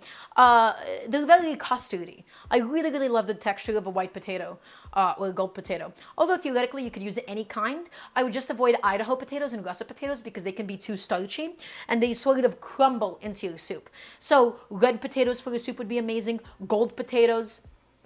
Red onions are not yellow or white onions. So Godzilla's, really good question. It's because I already had red onions at home. And what it means to cook at home is to first use up your existing leftovers. So the red onions, they'll stay in the soup red, but there is no reason other than this is what I already had. So I'm not going to go out of my way to go buy onions when I already have some at home. Okay, so we're going to be keeping the skin on these potatoes today. Okay, we gave them a nice good scrub under running water, and the only thing that we really need to do for these potatoes, first I'm going to glove up because the potatoes get really starchy, they get really sticky. I'm going to go grab a little paring knife, right, something very nice and easy to work with, and we're going to go ahead and dig the eyes out of the potato, okay? So potatoes, they have little dried out bits, they have little eyes. Chef, why do you tie and untie your hair? I don't love having my hair tied up. I tie it up only when I'm about to like do something very physical with myself. Okay, so guys, the first step is we got to go ahead and get rid of the eyes of the potato. So you're looking for any indentations, you're looking for any off-colored spots, and you're looking for anything sprouting out of it. So you see that little sprout, guys? All that we're going to do, take a paring knife, really nice and small and flexible, take it, and we're going to just do like a little corkscrew motion and dig it out. Okay, so these potatoes, I'm going to keep the skin on. The skin is a fantastic texture. The skin is really nice and nutritious as well. But in order to have skin on potatoes, it's really imperative, my friends, that we go ahead and we clean these bad boys up. So again, any dimples that you see, any significant dimpling, any significant dried off bits, those are the parts that we're just going to want to go ahead and clean up because they're not going to be all that nice to bite into. And the eyes, they tend to be almost grassy in taste. Okay, which is not what I'm looking for. Okay, so that looks pretty good. And let's go ahead and get that one out. Let's give this guy a little inspection. He seems good to go. Last little dimple that I want to go ahead and take care of. Awesome.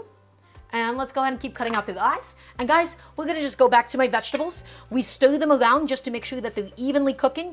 And guys, they've released a bunch of liquid. That is all of the liquid from inside of the vegetables. This is why we don't rush the process of sauteing it. It's okay to just boil it too. And this would be called sweating. But my goal is to get them beautiful and golden brown. I cannot stand it when recipes say, oh, saute the vegetables for 2 minutes. That is not how you saute vegetables. If you saute it for 2 minutes, you will have no color developed. It'll just be wet and mushy. To properly saute these kinds of vegetables, guys, it is time. Time and patience. Can I please get another yes, chef? I know you're going to keep counting, Jem. Jem, how do I say your tag? I want you to, can you spell it out for me phonetically, if you're comfortable with that? Because I would like to pronounce it correctly. Also, Mr. Genie, welcome on in. So guys, again, all of these little dimples, anything that looks like it shouldn't be here, we'll just go ahead and take it out. It's a potato after all, right? And again, you could theoretically use any kind of potato that you would like for this, except the only kind that I would not use would be Idaho and russets, just because they crumble a lot. They're a lot more starchy.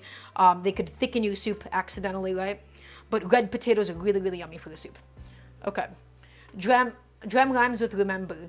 Sil rhymes with silk. Drem silguth. Drem silguth. Okay. Thank you. I appreciate it. I just want to... I don't want to just keep butchering the pronunciation of your tag each time, right? I would like to make everybody here feel respected and welcome. So again, we're digging out all the eyes, depending on the age of the potatoes, right? Depending on where they come from, they'll have more eyes than others. Any blemishes, off they go as well. Gem is fine too? Okay. Well, I like to typically abbreviate people's things to just like one syllable or two. So if that's okay with you, then that will be ideal for me. Okay, guys, last potato. Once again, we're carving them up. We're cleaning them up. We're getting rid of all of the little eyes. All of them have to go. Again, a paring knife, really nice and agile for such a task. Really, really gets in there. Really, really nice and just easy to work with. And so that's why it's really nice to have one of these on hand whenever you so need it. Okay, almost done, my friends. Almost all of the eyes are gone. Yeah, this potato today, quite a few more blemishes than I would typically like, but that's okay. Again, at the end of the day, it's not that big of a deal. So almost all of them are gone. And now, guys, we have to think about the kinds of chunks that we want inside of our final product, inside of my final soup. But first, I'm going to go ahead and give my vegetables a stir because that water is slowly evaporating. And the more that it evaporates, the closer it's going to get to sautéing, sizzling. And then, if too long, we could potentially burn it as well. So, a little stir around. Make sure that none of the vegetables are really touching the edges of the pan because that's where they can stick and burn as well. So my veggies are still going. And there's no spices in the pot at the moment. Just salt. I think I'm only just going to do salt and pepper today. Keep it really, really basic. Okay, so guys, potato. We're going to go ahead and slice him in half, just like so. Slice each of these bad boys in half. Slice them in half. Okay, and now let's think about the kind of pieces of potato that I actually want inside of my final soup.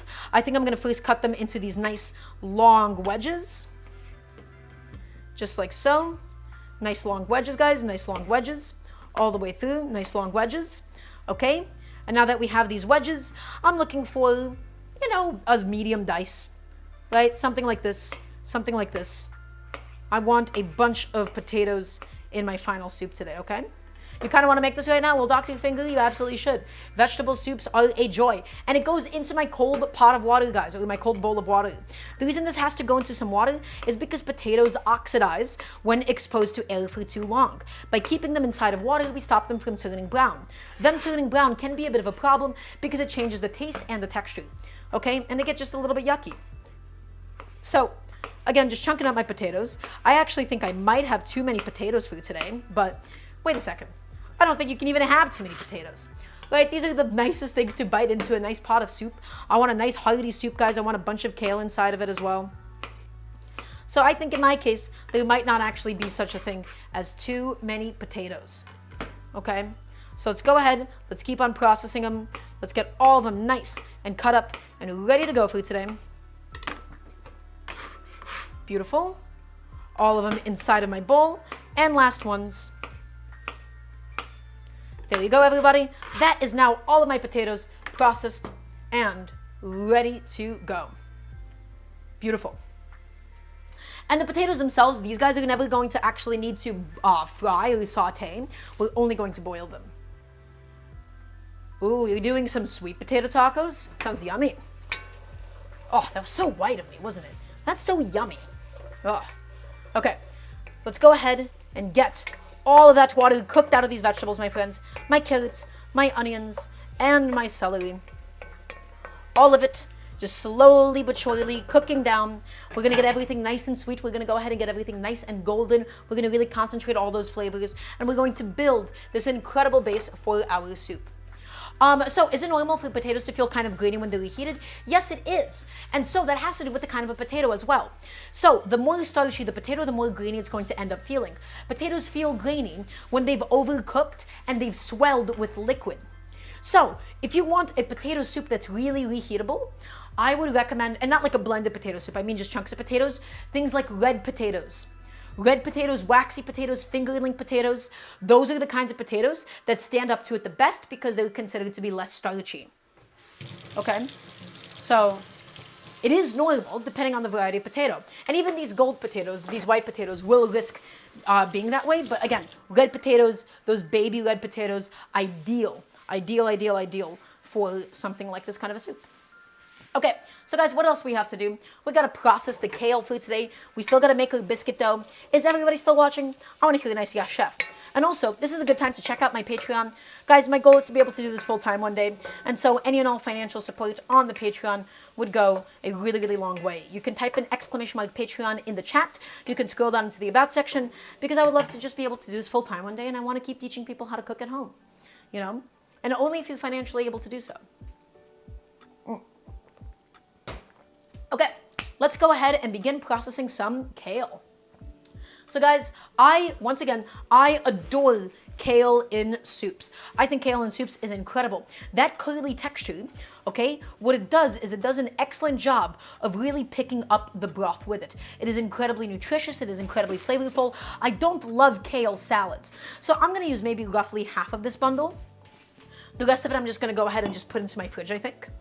But again, I really, really love having kale in soups. Okay, cabbage, all that stuff is really, really nice. But kale, guys, that texture, it is truly peak. That texture is ideal in this kind of a setting.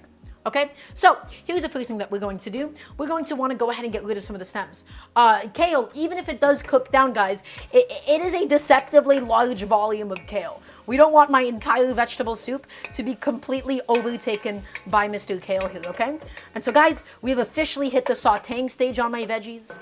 They're going to get nice and golden brown slowly. So the first thing that we're going to need to do is we're going to want to go ahead and take off the stems. Now, depending on the age of the kale, if it's quote-unquote baby kale and the size of the leaves, you don't really need to do this. But the reason why we do it is because these stems can be quite tough.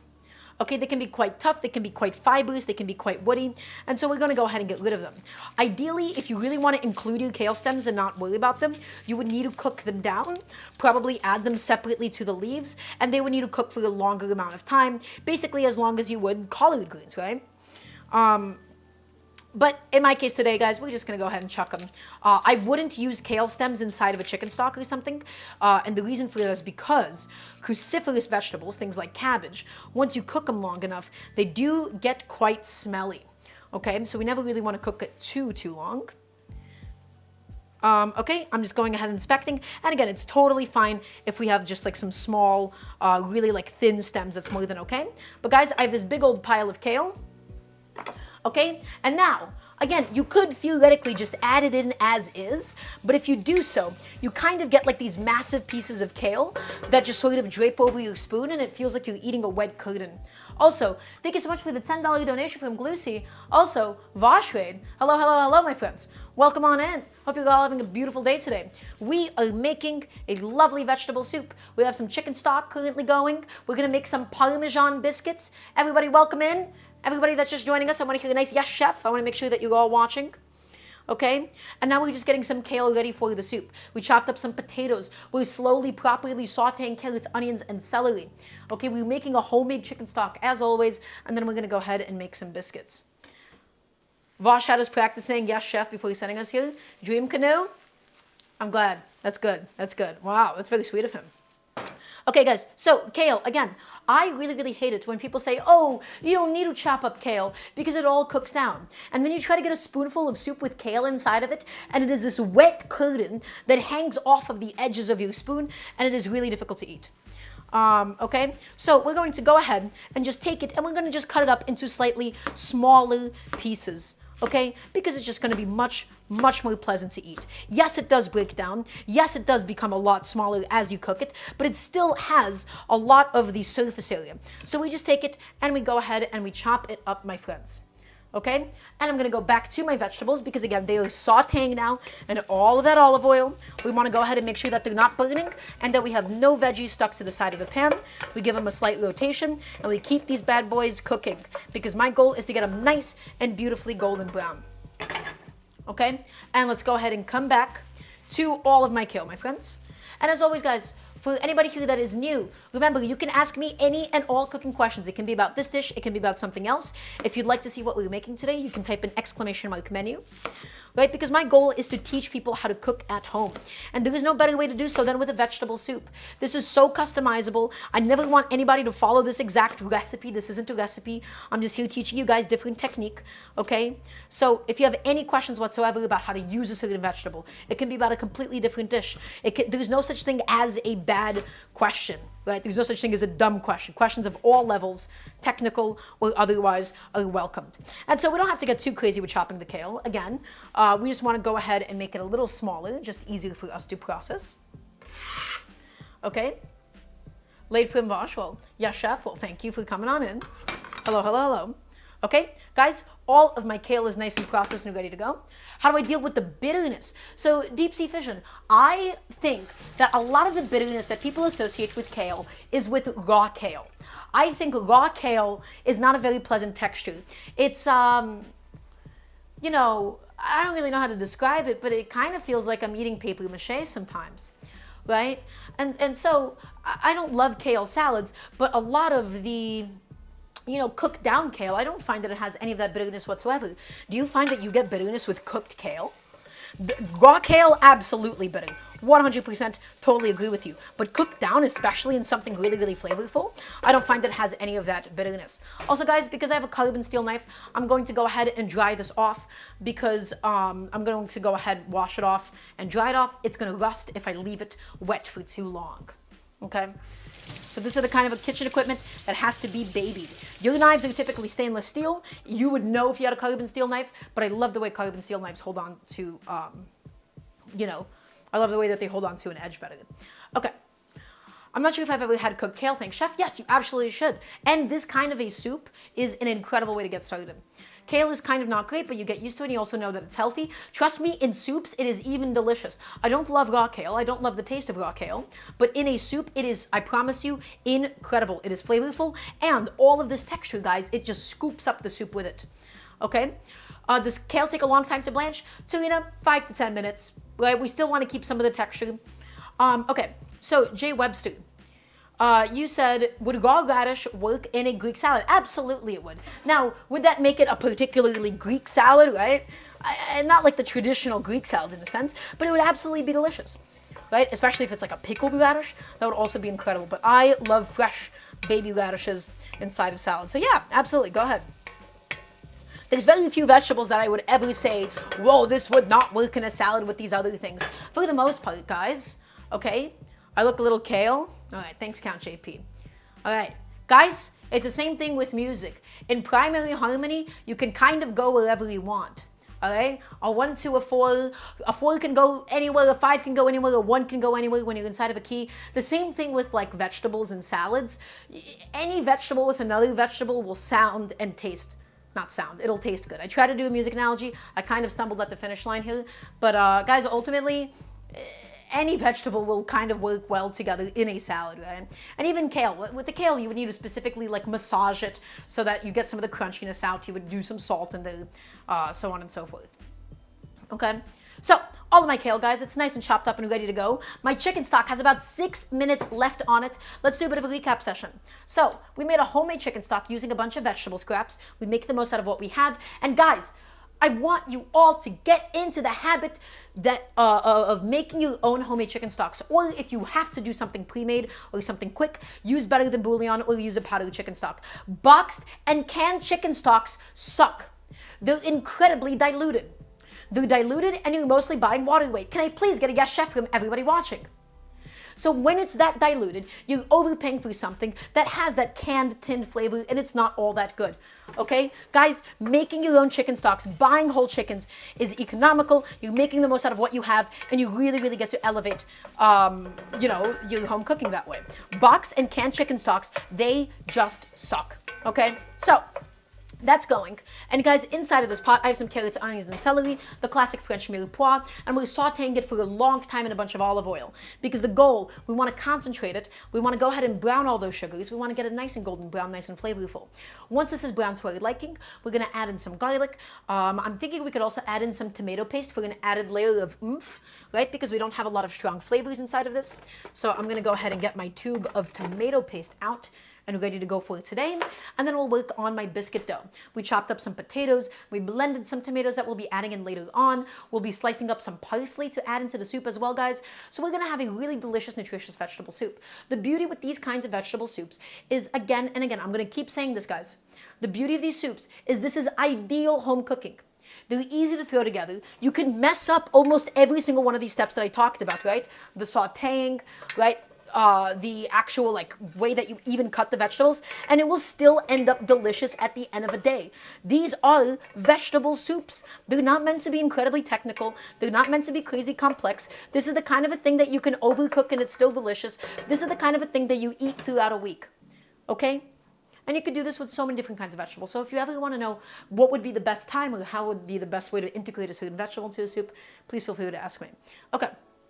So my kale is all done and all ready to go. In about 4 minutes time, my chicken stock is going to come out. Again, guys, we're only sauteing over a low, medium heat here. Okay? Nice low, medium heat so that we can get them nicely and evenly browned. If your heat is higher, then you're going to need to stir it more often. But a nice low, medium heat, my friends, that is the key to getting nice, even browning on something.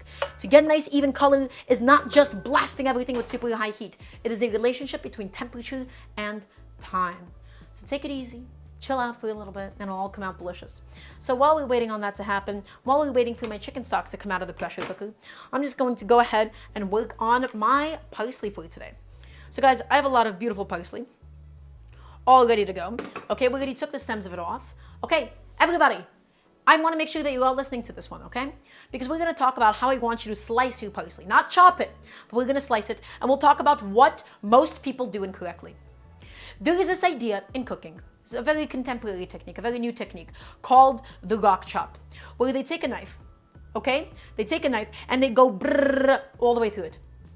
That is one of the worst things that you can do to an herb, and let me explain to you why. Herbs, fresh herbs, parsley, cilantro, basil, so on and so forth. A lot of the aromatic compounds inside of it, okay, they get released the more that you crush it, they get released the more that you process it, they get released the more that you chop it. When you take a knife and you apply vertical force, that's called a chop. When you apply vertical force, it cleaves it like an axe and you end up crushing most cells. So instead, my friends, we slice it. If we crush it, we release all of that chlorophyll. It oxidizes, it turns brown, and it subsequently loses its flavor. So we never ever chop my basil, we never chop my cilantro, and we never chop my parsley. We only slice it. Again, there's a very big difference between the two. A slice uses the full length of the knife. Minimal vertical force, full length. It's like we're being surgical about it, right? We're going in with as little vertical force as possible, and we're damaging as few of those cells. So, parsley, big bundle of parsley. Some of this is going to be used for my biscuits, and then some of this is also just going to be used for my soup today. I'm not going to need a crazy amount for my biscuits. I'm just going to go ahead and set, let's say, this much aside for Mr. Biscuit today. And all of this parsley. So the biscuit parsley, I want to cut it really, really finely. For the soup, I'm going to want to cut it a little bit more coarsely. Okay? So all of this, guys, I'm just going ahead and mixing up my vegetables before we do this so that it doesn't burn, so that it doesn't scorch. We're going to go ahead and take Mr. Parsley. We're going to take it and we're going to roll it up. We're going to hold it like a little baby bird, my friends. Not so gently that it flies away, but not so firmly that we crush its little brains out. And we'll go ahead and we'll take them. Okay? And we'll set them down on my cutting board, okay? And guys, slice and slice it. And I mean slice it. Don't chop it, everybody. You can see I'm using the full length of my knife, and you have no idea how gentle I'm being. Minimal vertical force. And the parsley, guys, it's not going to bleed out. It's not going to release a bunch of that chlorophyll. Also, that beeping is my pressure cooker telling me that it's done. So we'll come back to that in just a second. I just want to get done with this first bundle. Guys, slice it. Guys, look at it. Slice it. Slice it. Slice it. All the way through, my friends. Okay? I'm going to go ahead and take that. Let's release the pressure. Okay? Let's give this a bit of a 90-degree turn, guys. And remember, we only slice in this household. We take it and we slice it. Slice it. Slice it. Slice it. Just like this.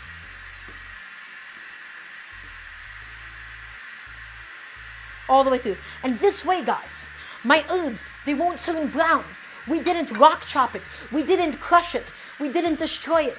They're gonna stay nice and vibrant and green and flavorful. So we only slice herbs in this household. Okay? And that is the way that you all should too. You need a nice sharp knife to achieve such a task.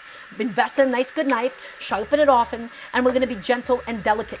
And the longer the knife, the more gentle of a slice you're able to get because you have more surface area. Okay? So, once again, just moving my veggies around a little bit. Guys, let's come back to the parsley, and this is going to be for the biscuits. We're going to do a very, very fine slice. So again, we take them and we bundle them up, okay? Bundle them up and really, really thinly slice it, my friends. And slice it and slice it and slice it. Don't rock chop it. Don't chop it. Don't crush it. Don't destroy it. We can get beautiful thin slices without compromising the integrity of the parsley. Just with this method. Beautiful, beautiful, beautiful. Look at that parsley, guys. Look how perfectly sliced this is. Why my mind decided herbs are baby birds? Shy Chica, I think I said that once and then I just started saying it and it became part of my brand. I'm pretty sure that's just actually what happened. Okay? So come take a look, guys. All of it, all of it, all of it, all of it. Beautiful. Okay, and now we give it a quarter turn. And again, I'm looking for a very fine slice on this because I want this to be mixed into my biscuit dough. So I don't want any like big pieces of parsley inside. Slice it, guys, slice it, slice it. And we can get a super, super fine mince on this parsley without crushing it by just being this gentle, my friends. Okay? Look at that. Look at these. That is exactly what I'm looking for today. Beautifully sliced, ready to go. Okay, almost done. I'm going to give that even one more pass through because I have a couple of big leaves I would like to process. Okay, and there you go. That should be perfect. It's okay, I have a couple of chunks left over. I'll go ahead and just throw that in with the soup herbs. Okay, that should be good for my biscuits. Okay, and that's it, guys. So, my chicken stock, it is just about ready to come on out. I'm going to go ahead and show you guys my beautiful chicken stock. But at the moment, everybody, my vegetables have now gotten that beautiful golden brown color. They have reduced in their volume. We've cooked out a bunch of their liquid. We've concentrated all of the sugars, okay? And now, soon enough, we're going to do the garlic. We don't do the garlic in the beginning because it'll burn. And I also want to unveil my lovely chicken stock. So the pressure cooker has officially released all of its pressure. My pot is all ready to go, guys. This delicious homemade chicken stock that you and I achieved together. Okay, it's all inside. I know it looks a little gnarly right now because it has all like the different scraps inside of it. But soon enough, it's all going to go into the soup and we will build that soup, my friends. So I'm going to quickly wipe off my knife. We're going to add the garlic. Oh, Drem, that is my bench scraper. My bench scraper, again, one of the best kitchen tools that any home cook can invest in. Really, really nice to have. Everybody should have a bench scraper. Okay, so guys, now is going to be the time for Mr. Garlic. Why do we add the garlic now and not sooner? Well, because the garlic has the highest chance to burn. Okay, and so these other vegetables, they need a lot of time. We still want to fry the garlic in some of the oil, so I'm putting my heat up to a medium now. Okay, but I'm going to be constantly mixing it, my friends. Break it up. We want to infuse that garlic into the oil. So all of that garlic, all of it goes inside now. And we're also going to go in with a bunch of black pepper. Just directly into the soup, my friends. So again, do you have to go through this process of sautéing and frying everything? And the answer is no, but it builds additional flavor. Does that mean you have a bad soup if you don't do this? No, it just means it's not as complex and it's not as deep. Okay, but if you're just looking for a quick weeknight soup, you could theoretically just boil everything together and it will still come out delicious. Okay, so that is the beauty of a vegetable soup, my friends. It is so modular. It is so, you have so many choices about what decisions you're making and why, and you get to decide how much effort you want to put into something like this. Now, we added the salt, we added the pepper, we added the garlic, and now I'm going to go in with a bunch of tomato paste. Okay, and the reason why I'm going in with the tomato paste is because I want a little bit more meaty flavor. I want some more oomph in my final soup. So I'm going to go ahead and just squeeze a little bit out just so that my broth has some more flavor in it. Come on, buddy. Out you go. Thank you. A little bit of tomato paste, and I really did mean a little bit. And we're going to go ahead and mix up the tomato paste, and we're going to let it fry for a second. Just let it fry. Let it cook out a little bit. Let it infuse into the oil. Make sure that we have no pockets of tomato paste. There she is. Okay, guys, this is the stage where everything now begins to move fast, okay? Because if we leave this for too long by itself, the garlic and the black pepper, they will burn. So remember, my blended tomatoes, all my blended tomatoes, they're just going to go ahead and get added inside. And this is going to be what we use to deglaze it. So we add in a bunch of liquid, okay, so that the bottom doesn't squelch. And we're going to mix all the veggies in. And we're not going to make like a tomato sauce or anything, right? I just added this in so that the cooking would basically stop at this stage. Okay, we can turn down the heat so it doesn't splash. And now, guys, we got to go ahead and get that chicken stock into the pot. We're not going to be using any meat today. This is just going to be mostly vegetarian aside from the chicken stock. If you want this completely vegan, you could just use a vegetable stock. Okay, and so here's all that I'm going to do, guys. Nice low heat on this in the meantime so it doesn't keep splashing at me. I'm going to set up a nice little strainer, okay? And the only thing I'm going to do, I'm going to go ahead and take out some of the scraps from my pot using my spider.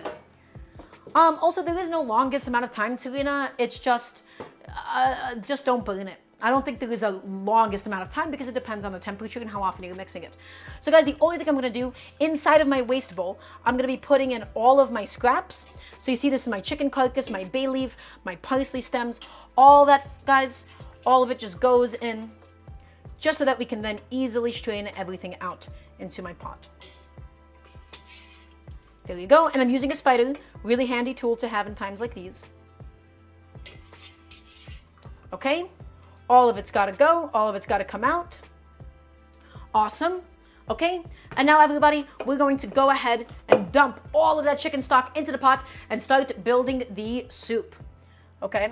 So we're going to go ahead and take it and we're going to go ahead and get it all. What's a nice camera angle for this? And guys, really quickly, little lesson. How many times, I want to hear a nice yes, chef, if this has happened to you, only if it's happened to you. How many times have you tried to pour something from a cup or a pot and it stuck to the edges of it and it made a mess? Like it would stick to the edges of your pot, okay, and it would spill all over the place. If that happens to you, it's because you didn't pour fast enough. If you started off pouring slowly, it's going to stick to the edge of it and make a mess. Guys, pour with confidence and pour fast. So ready? Pour fast, fast, fast, fast, fast. And that way, we build up a steady stream and it doesn't stick to the pot at all. Okay? There you go. All of it came out. The edge of my pot completely clean. It helps the fact that this pot had a lip to it. Okay? But all in all, my friends, pour fast if you don't want something to stick to the side of it. We can do a demonstration. Would you guys like to see a visual demonstration of this taking place? So I'm going to go ahead and just put this away. And guys, I'm going to give you guys a little demo. How's that sound? I did this demo for you all once before when I was demonstrating some fluid dynamics, right? Okay, so let's do this now. Let's do this now. I'm gonna grab a cup and I'm gonna go ahead and grab a bowl and I'm gonna go ahead and get some water inside of this cup. Okay, guys, let me show you something. But first, let's go back to me for a second for this. So let me show you. There's a really, really big difference. This is what happens if we pour slowly. Ready? Big cup, pour slowly. Look what happens, look what happens, look what happens. It is sticking to the side of it as it's pouring. It is sticking to the side of it completely.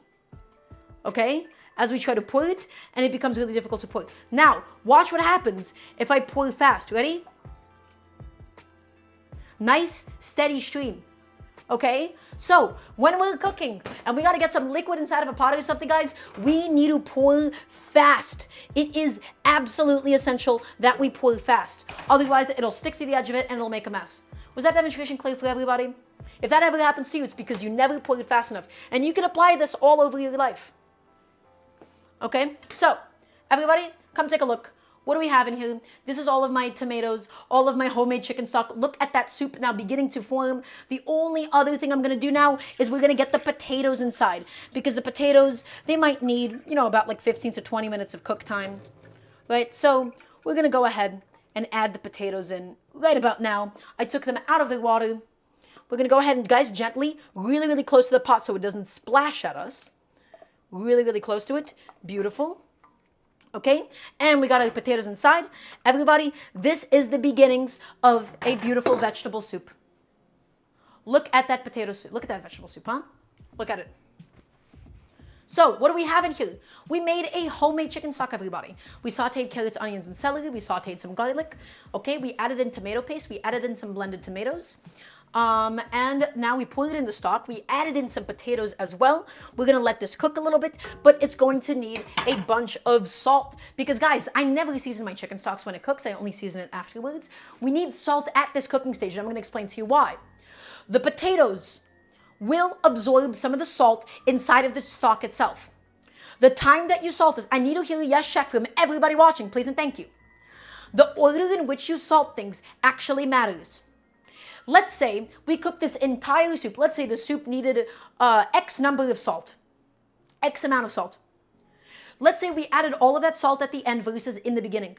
If we add it at the end, the liquid itself will be incredibly salty. Okay? And the food itself is going to be very bland on the inside. You take a sip of the soup and it's going to be so salty that you can't even eat it.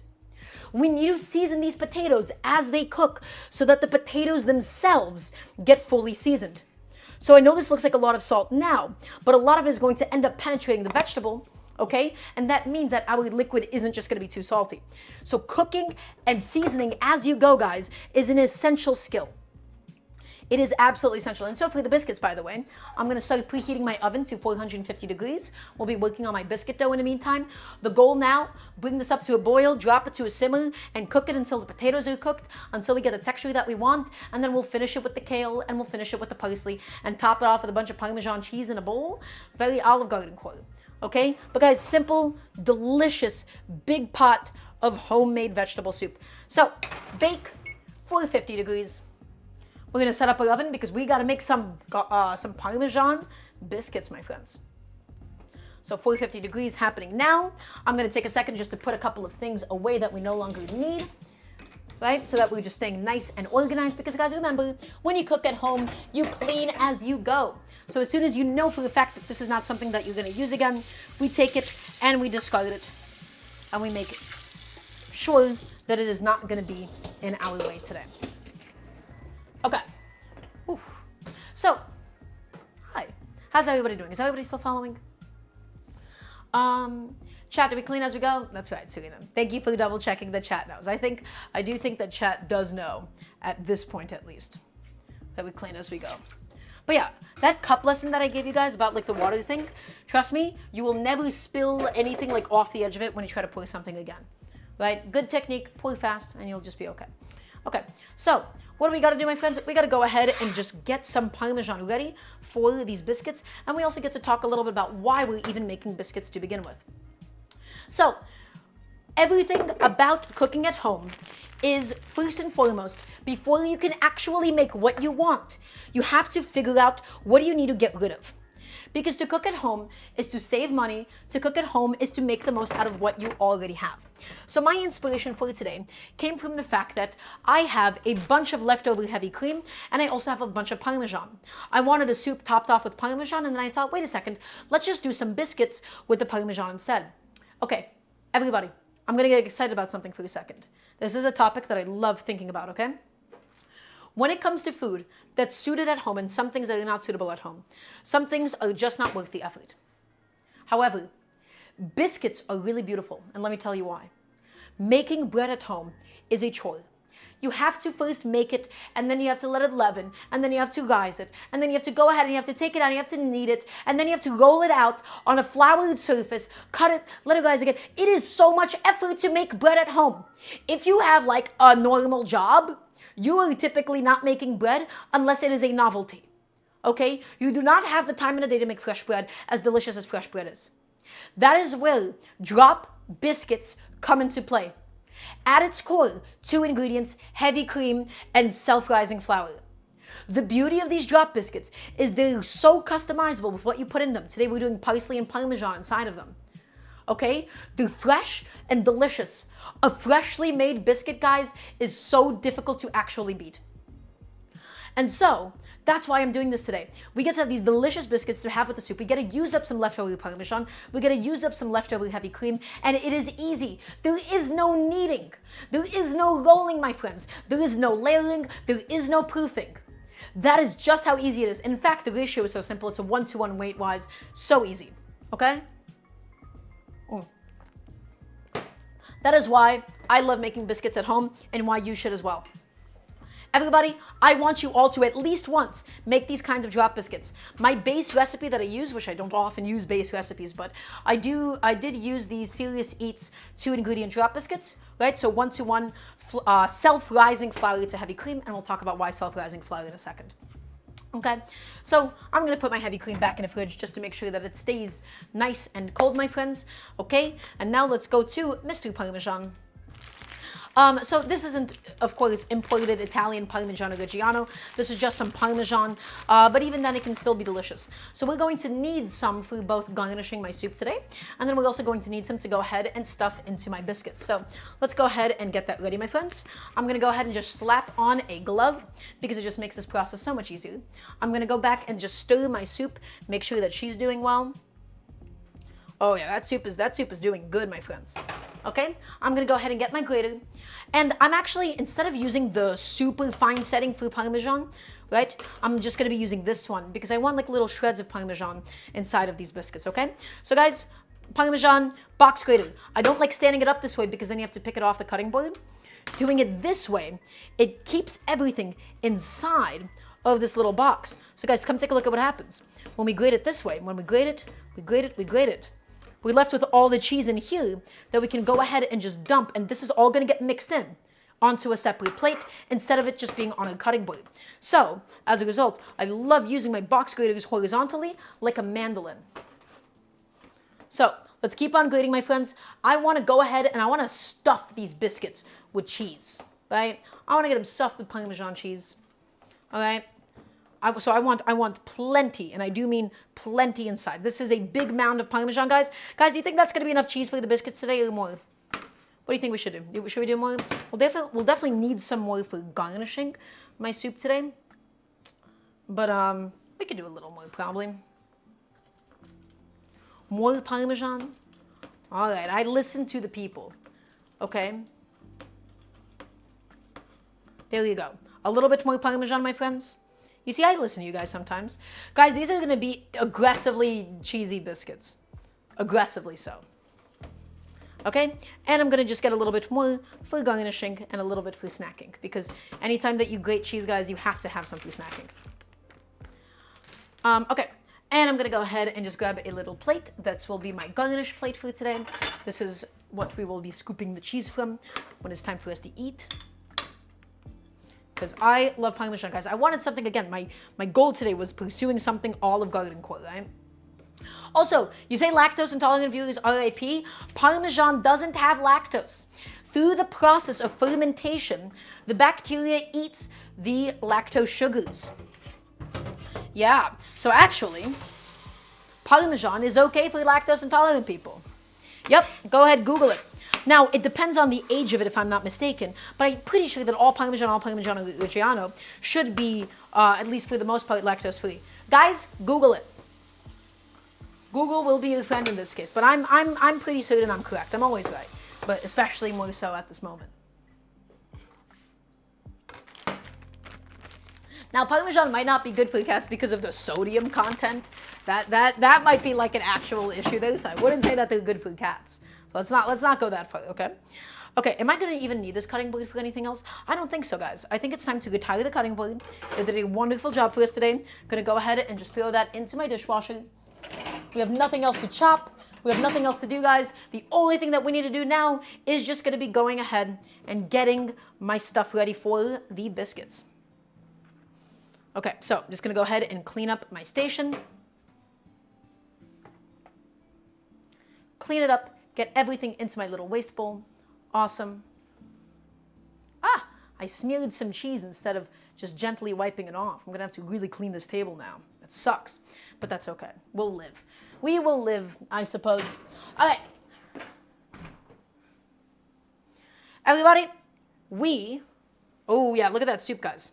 That soup is beginning to simmer. And we never want this to go up to like a very aggressive boil, because if we do, we'll overcook the outside of the potato and it'll get all mushy, and that's not what I'm looking for out of my lovely vegetable soup today, okay?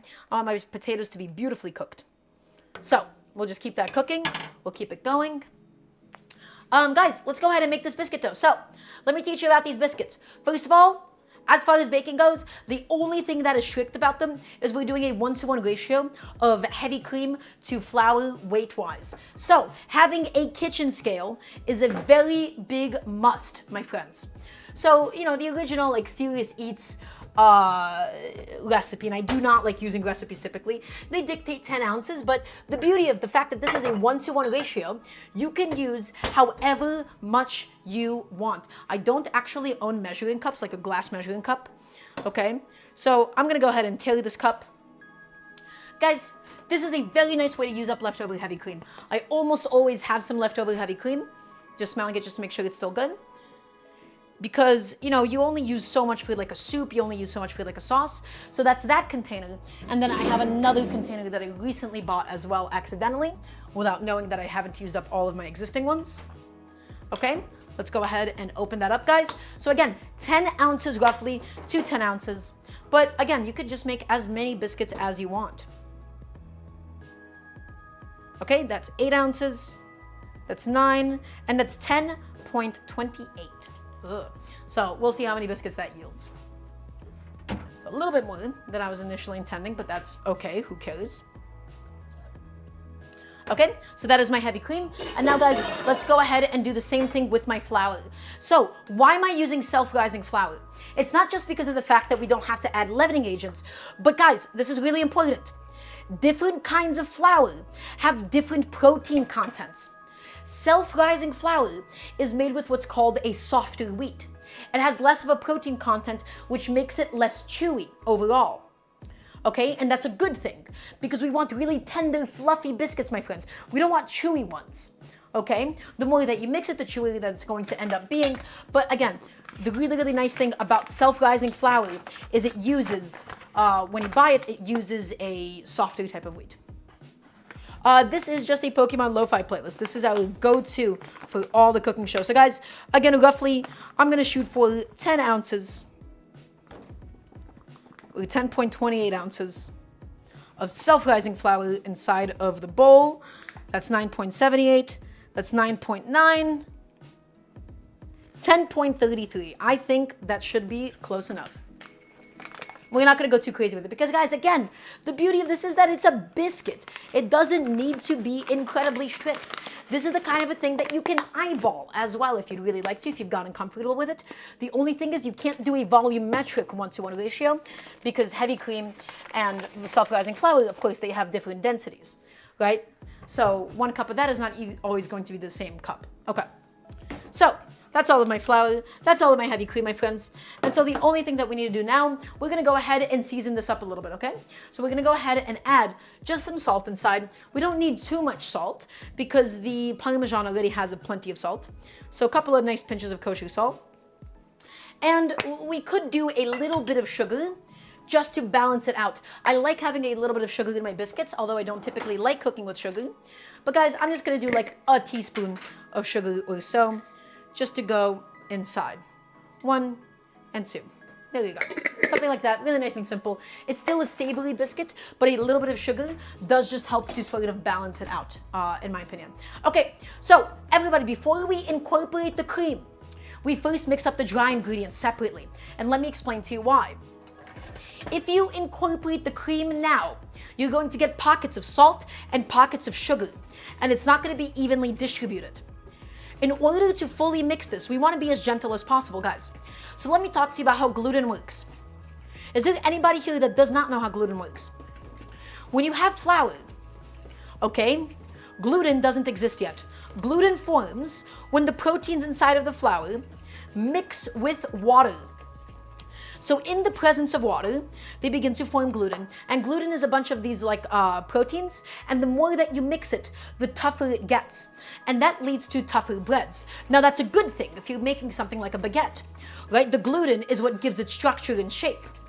It's not like building muscles at all. It's more like you taking a bunch of threads and you're winding them up, Okay? So, isn't there yeast in the air? Kind of ash winter, but we'll talk about that in a second. So, we want to actually mix this. When we add liquid to it, we want to mix it as little as possible. Because the more that we mix it, the tougher my biscuits are going to end up coming out. You want a tough dough if you're making something like bread. In this case, biscuits, like a loaf of bread, I meant. Okay, if you're making cookies, if you're making cakes, you basically want to whisk and mix flour as little as possible. Okay, so guys, take a look. This is why we mix all of the salt and sugar separately. Okay, because once we started adding the heavy cream, we would have ended up with pockets, and if we wanted to evenly mix it then, we would have ended up overdeveloping the gluten. So you can mix it as much as you want at this stage, but later on we won't be able to. So we have a bunch of Parmesan cheese and a bunch of parsley. Okay, so we're gonna go ahead and grab a nice wooden spoon. Okay, and I'm just gonna go in with a cluster of my Parmesan. Again, we're just mixing in the dry ingredients first because it's easier that way.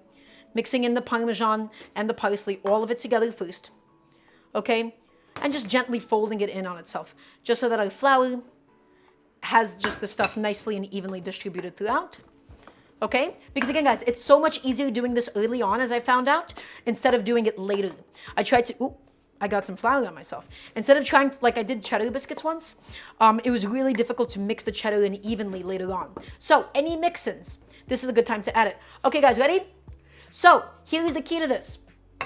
We need to make sure that the heavy cream is not over-mixed. Again, if it becomes over-mixed, what's going to end up happening is a bunch of really, really tough biscuits. Chat, do we want tough biscuits? I want to hear a nice no, chef.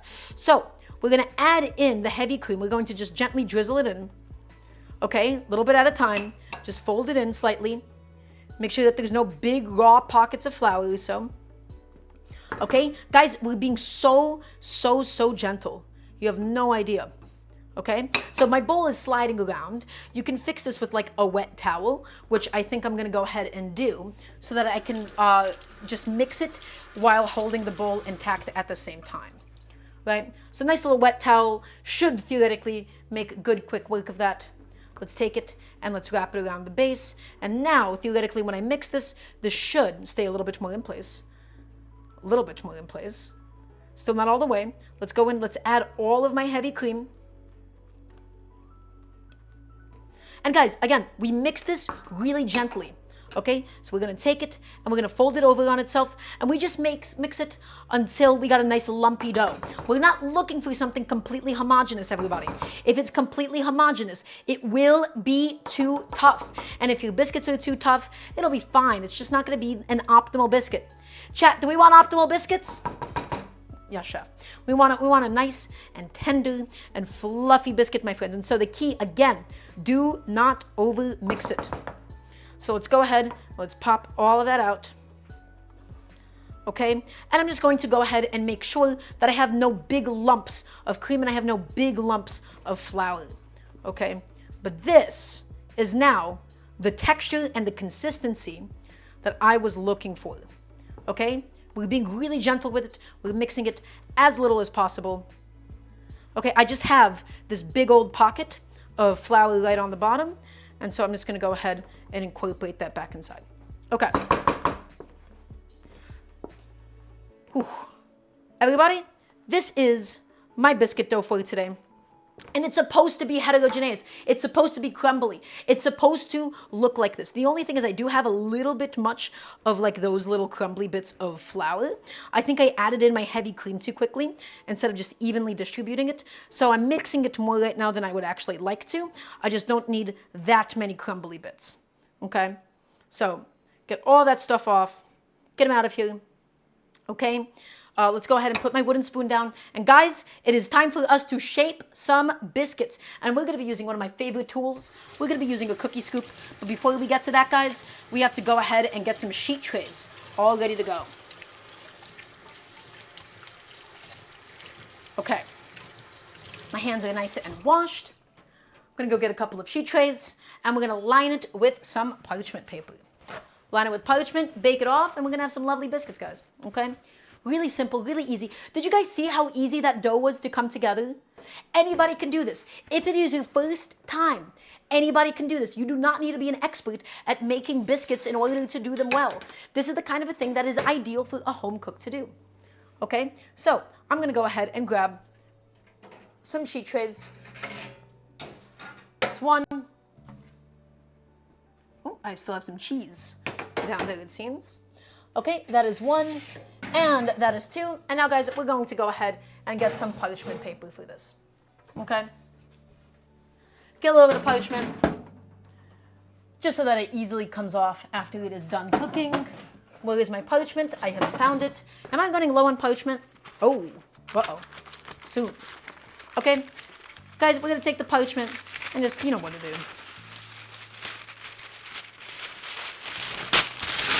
Take it and lay it out. And if it's a little bit too big like this, we're actually going to, it's pretty important to trim the edges, because if you don't, it's going to end up scorching in the oven. Okay, so you want your parchment to be like mostly inside of the sheet tray. Now, because it is baking so quickly, it's not the most important thing to do. This is just good practice, okay? Take it and, come on, can we get it? Can we get the slide? No slide? There you go. Come on. I have destroyed my parchment paper. Little arts and crafts project for today. Take it, invert it, lay it flat, do whatever it is that you gotta do to this thing to make it stay in place. And I'm gonna go ahead and do the same with, we'll do the second one once we actually shape out these biscuits, okay? And that'll be okay. So guys, we're gonna use one of my favorite tools. This is called a cookie scoop. These are really nice because they give you nice even portions of something and they make it really, really consistent, okay? So here's all we do. We take a nice, beautiful mound of my biscuit dough, right? It has the parsley inside, my friends. It has the Parmesan. It has everything that you could possibly want out of a nice, beautiful, big biscuit, okay? And we just clunk it just like that. We take it, we pack it. We want to make sure that it's packed really, really tight, okay? Because otherwise the biscuit will fall apart as it bakes. We pack it tight, okay? And onto the sheet tray it goes. Awesome. Guys, look at my perfect little biscuits. Big biscuits, actually. Not so little, aren't they? Okay? Look at these biscuits. Look at these. And they're going to be even more beautiful as they bake up when they're nice and fresh and they're hot, guys. It is one of life's greatest joys. So, again, we take it and we scoop it. And we scoop it and we scoop it. And we're going to go ahead and put it out. Awesome. Does anybody have any questions for me? It can be about this. It can be about something else. But right now, all we got to do, guys, just keep on repeating my biscuits. Take it, scoop it, place it. Just like that. Awesome. Take it, scoop it, and place it. Big, not little, like you, 6'4" chef? That's right. So it's difficult being 6'4" like me. So, ooh. Nice big old biscuits, my friends. That's the way that it's got to be. Okay, and let's plop that one out. Awesome. Guys, look at this beautiful array of biscuits, and it still hasn't baked yet. So it's going to get even more delicious. It's going to get even more tasty in its appearance. Okay, let's go ahead and do the next sheet tray of all of my biscuits. And guys, this is how you get fresh bread at home. It is easy. It is convenient. You get to use up just 2 ingredients, just some heavy cream and self-rising flour, and it just all comes together. There was no kneading. There was nothing crazy, my friends. That is why I want to keep teaching people to do biscuits over and over. This guy we stuffed full of Parmesan and parsley because that's just going to be, ooh, hello. This guy, a little too crumbly. I'm actually going to go ahead and just take all that, put that back into the bowl so that those little edges don't burn. I could have packed that one a little bit tighter. Okay, packing it tighter would stop it from crumbling when it comes out. Okay, so pack it nice and tight using your hand or something, and now that comes out. Okay, a little bit crumbly. I think I just did not mix my dough as evenly as I would have liked to in the beginning stages, but that's okay. And get that in there. Come on, buddy. Out you go. Thank you. Okay. And in you go. This one kind of crumbled a little bit. It's okay. We can salvage it just by smushing them. That's the beauty of a biscuit, my friends. Again, it's really, really difficult to mess one of these guys up. You can just smush them somewhat together. They're really, really forgiving. Okay? They're really difficult to mess up. We just don't overmix it, and it's perfect. Okay, Operator Emma, thank you for stopping by. It was lovely to have you. Come on, click, click, click, click. Out you go, buddy. Awesome. And I think I have enough dough to go ahead and make one more proper, beautiful biscuit, my friends. So let's get that done. Let's get that compacted. Let's get that one ready to go. Maybe two more, actually, but those bits are really crumbly down there, so maybe not. Okay. And yeah, I don't think that last one's gonna form. That's too many like dry bits, too many crumbly bits. That's totally okay. Everybody, we're almost done. The last thing we gotta do is we gotta brush them with some heavy cream so that they brown up really, really nicely. It's like having a milk wash. It's like having an egg wash, okay? So I'm just gonna go ahead and grab a little silicone brush. Okay, everybody, a little brush, and we're just gonna go ahead and put some heavy cream on top, okay? So I have some heavy cream left over inside of this cup. Take it, mix it up, mix it up, mix it up. And all I'm gonna do, guys, just brush, tap, tap, tap, tap, tap, tap, tap, the tops of my biscuits. Take it and tap, tap, tap, tap, tap, tap, tap, tap. Just like that, my friends. Nice and easy. Take it and brush, brush, brush, brush, brush, brush, brush, brush, brush, brush. Beautiful. Take it and brush it all the way on top. Take it and brush it, brush it, brush it, brush it, brush it, brush it. Beautiful. Okay, so that's this one. I'm gonna need a little bit more heavy cream to do the rest of it. So I'm gonna go ahead and pour some more into my cup. Chef, I missed what kind of biscuits these were. So these are just some cream drop biscuits. I made them with some parsley and Parmesan, right? Because I only do drop biscuits because of how easy they are. Rolled biscuits, there's so much effort, they're so laborious, right? So I only do cream drop biscuits in a home setting. So guys, take it and we brush the top of it. Brush it, brush it, brush it. Get all of that cream wash all the way around. And you could theoretically use egg, you could use milk. It doesn't matter. I'm only using cream because that's what we already started cooking with, right? Take it and just tap, tap, tap, tap, tap. Take it and tap, tap, tap, tap, tap. And tap, tap, tap, tap. Everybody, we're almost done. That, my friends, is all of my biscuits now nice and properly glazed. We're gonna go ahead and get them into the oven. I'm gonna tell you for how long we need to get them into the oven for, which is an amount of time that I forgot. I have it written down somewhere. 12 minutes. We're gonna do something like 12 minutes. Could we do yogurt instead of cream? So Mr. Genie, I think you might struggle with some of the fat content or the lack thereof.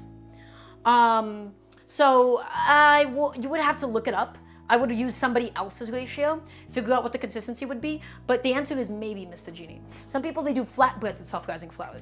So guys, all of my biscuits, they're gonna go properly and beautifully into the oven for 12 minutes.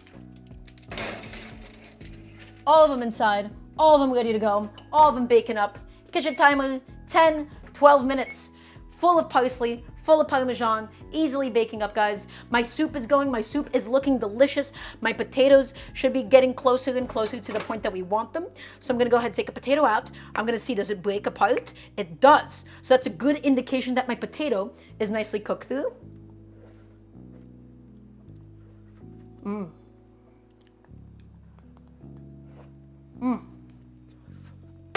Guys, the potato, perfectly cooked. And now let's go ahead and finish off the soup with some kale. But first, we're gonna check for salinity, my friends. The soup needs to be slightly too salty because the kale is all gonna be bland, okay? So we need to balance it out. So I'm gonna go ahead and get a nice little drop of soup.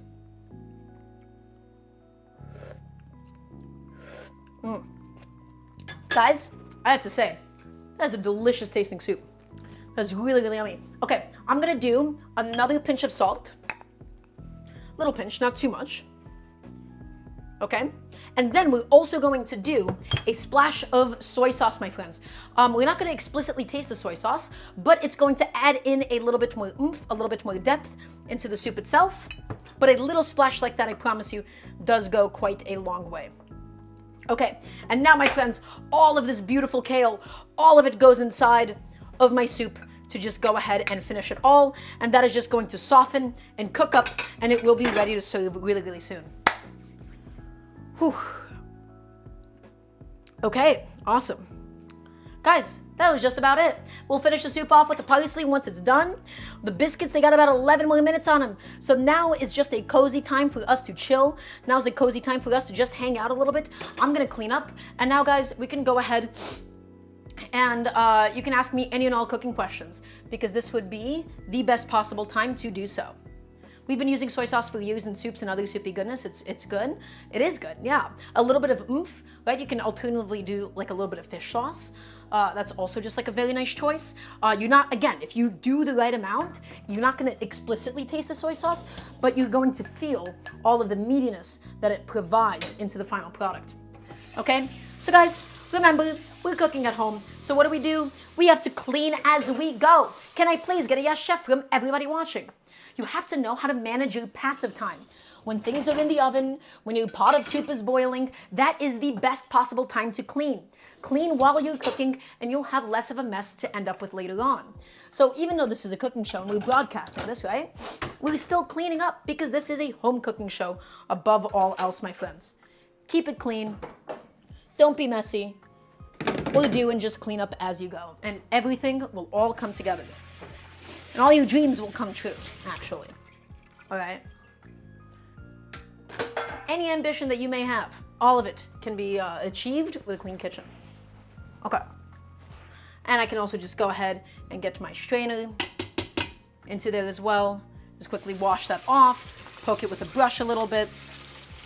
And guys, it's so much easier to clean dishes when they're fresh, because when stuff is dried on, when stuff is caked on, it is just impossible to get it off at that point. Well, not impossible, but it is so much more strenuous. When your dishes are still fresh, it is great. Is it calling people chef enabling authoritarianism? Yes, it is. Hope that helps. How can you make sure you have the right ingredients so you don't have to over-season to cope or use the right ingredients? So Ash Winterberry, the question that you just asked me is incredibly dependent on the kind of ingredient that we have. There is no universal quality metric for ascertaining whether or not something is a quote-unquote good ingredient. If you were to ask me a specific question of how do I know this ingredient is good, please feel free to ask me that. But there is no universal advice that I can give. Chef, have you made tamales before? I love tamales. I love them. I love them to death. They're really yummy. I have never made them though, I will say. I've never made them, and I don't really know if I plan on making them, because again, they're so laborious. If I were to make them, it would have to be only with somebody else who has already made tamales, because I will not be doing that. Such like a fairly technical process, I will refuse to do that completely by myself for the first time. I need like somebody's guidance for that one, because tamales are, you know, they're technical and they require a lot of repetition, and they're, you know, I would consider them somewhat laborious and celebratory, right? So, I would love to one day if somebody can teach me. Okay. I love tamales and I made them with my mom and they are laborious. Yeah, they're definitely a substantial amount of effort. Okay, I use a lot of onions, green onions and scallops. I love the taste, but I can never get enough flavor. Okay, so with scallops, here's the thing. Good quality scallops are expensive. The thing that you're looking for when you're buying any kind of seafood, first of all, you don't want it to look wet or slimy. The wetter that it looks, that's a really good indication of its age, because it just releases more liquid as it goes. You're looking for something called dry packed scallops. Dry packed scallops are a lot more expensive than quote unquote wet packed ones, but dry packed ones are fresher and more flavorful, and they'll be able to cook up nicely, whereas wet packed ones, they release a lot of water as they cook. So when you're buying scallops, that's the thing that you're denoting. Now, as for the flavor of green onions, that's interesting, because I felt like even like cheap green onions, they were never flavorless. Yeah, have you had like times where you felt like scallops the type of veggie? Oh, do you mean like scallions? Okay, I think you've had scallions. Yeah, that's okay. People have made that mistake many a times, and they will continue to do so. It's an easy mistake to make. It's okay. So in terms of actually getting scallions, so do you feel like there are times that you've had scallions where they're like, wow, this is so much more flavorful than what I'm actually buying? Because I don't think that is something I've ever run into. I think you can just use more. because scallions are the kind of a thing that you can never really have enough of. Okay, guys, look at the soup. Do you guys see this beautiful vegetable soup that we have here? It's basically done. The kale is cooked. The potatoes are cooked. All of my lovely little veggies inside are cooked. Guys, what do you think? It is time for us to perhaps have a little taste of some soup. That's what time it is. So I'm going to go ahead and grab a little ladleful. And what am I checking for? I want to make sure my kale is cooked. I want to make sure my potatoes are cooked. And I want to make sure that my soup is seasoned enough. Okay, because if it's not seasoned enough, this is going to be the best possible time to adjust it all. So I'm going to add a little bit of soup into my bowl. We're going to let it cool off for a second. And guys, soon we're going to pull out the biscuits. We're going to pull everything out. It's going to be delicious. So I'm going to have a little taste. Oh, that's good. Yeah, that is delicious. My friends, that is beautiful.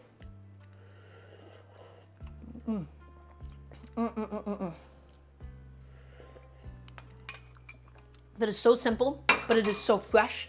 It is so bright.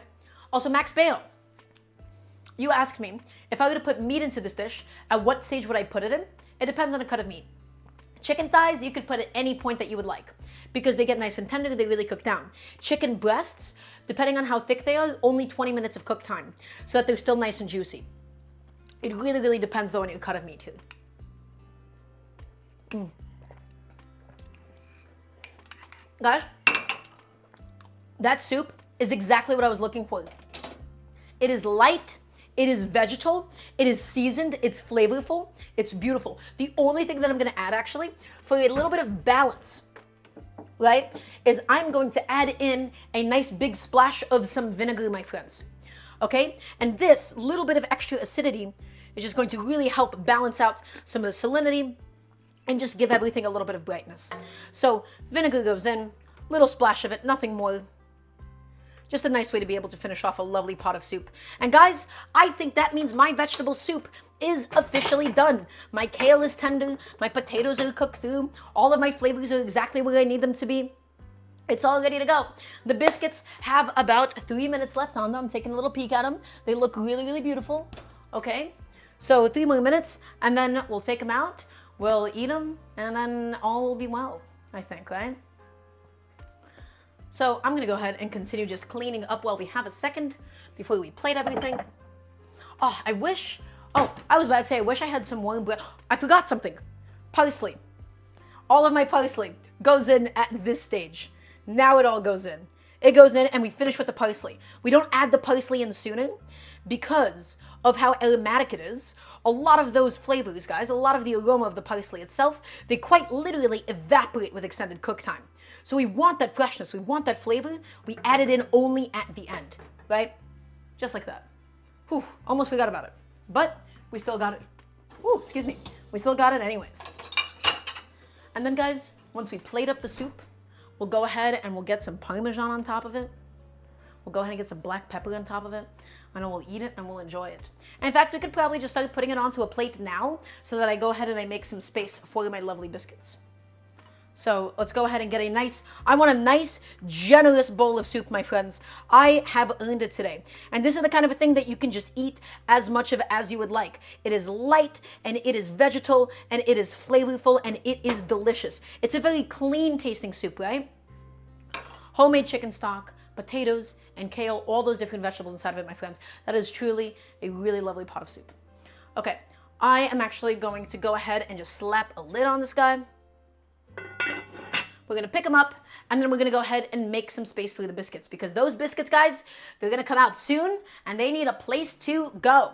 The biscuits have about 2 more minutes left on them, my friends, and then I will unveil them and show you how far that they have come.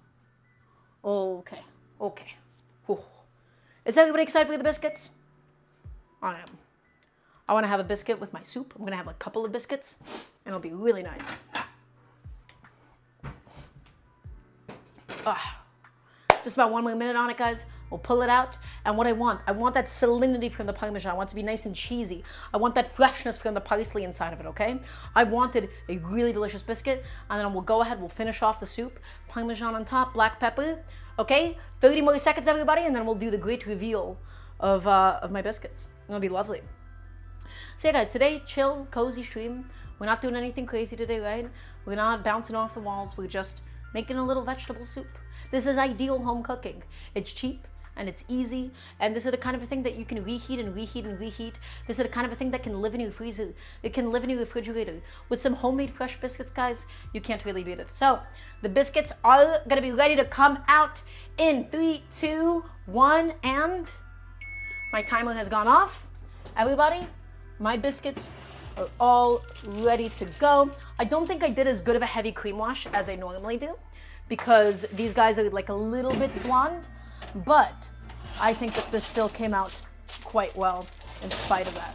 So this is my second tray of my fresh homemade biscuits, my friends.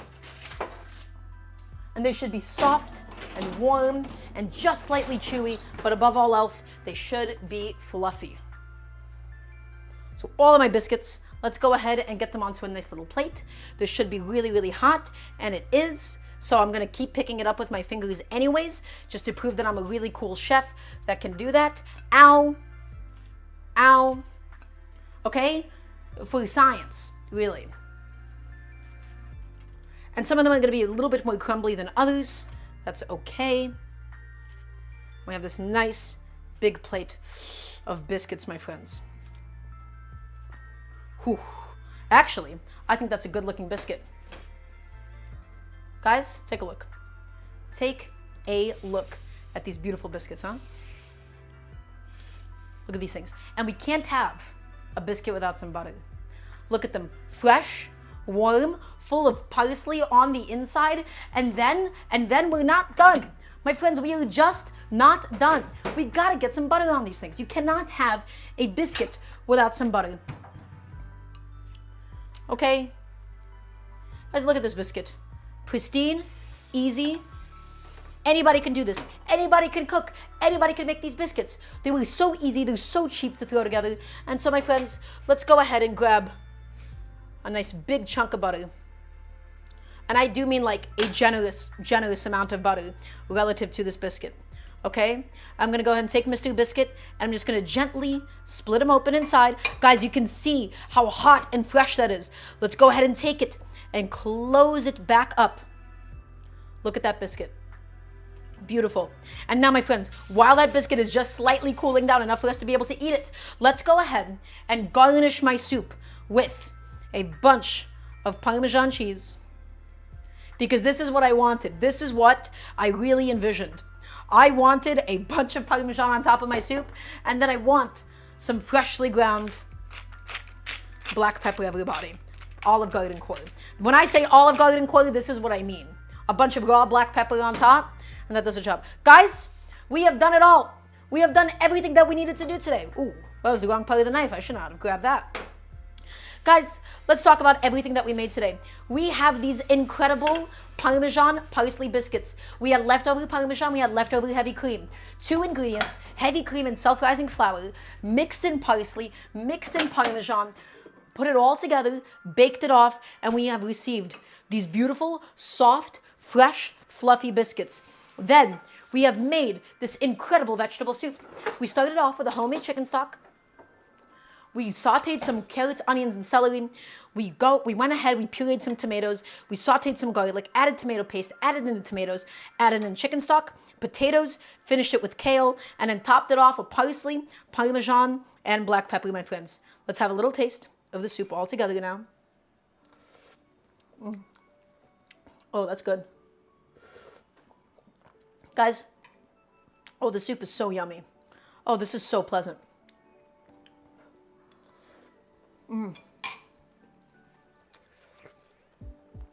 This is comfort food. This is home food. This is food that anybody can make with any amount of ingredients. It is a basic vegetable soup, guys, but it is so flavorful with that homemade chicken stock. And now, my friends, we have to have a little bit of this fresh hot, warm biscuit with that butter inside.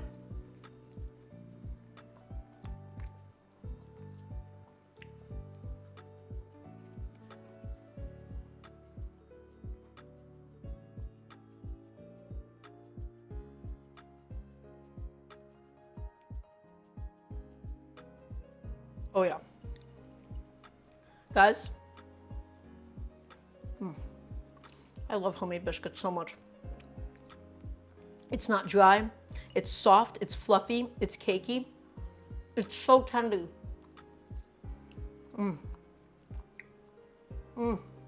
Guys, come on. Every time I make these, I am impressed with just how good they are.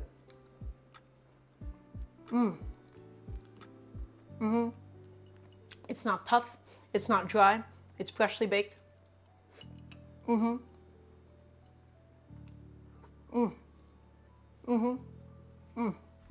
my God. Dude, that is so good.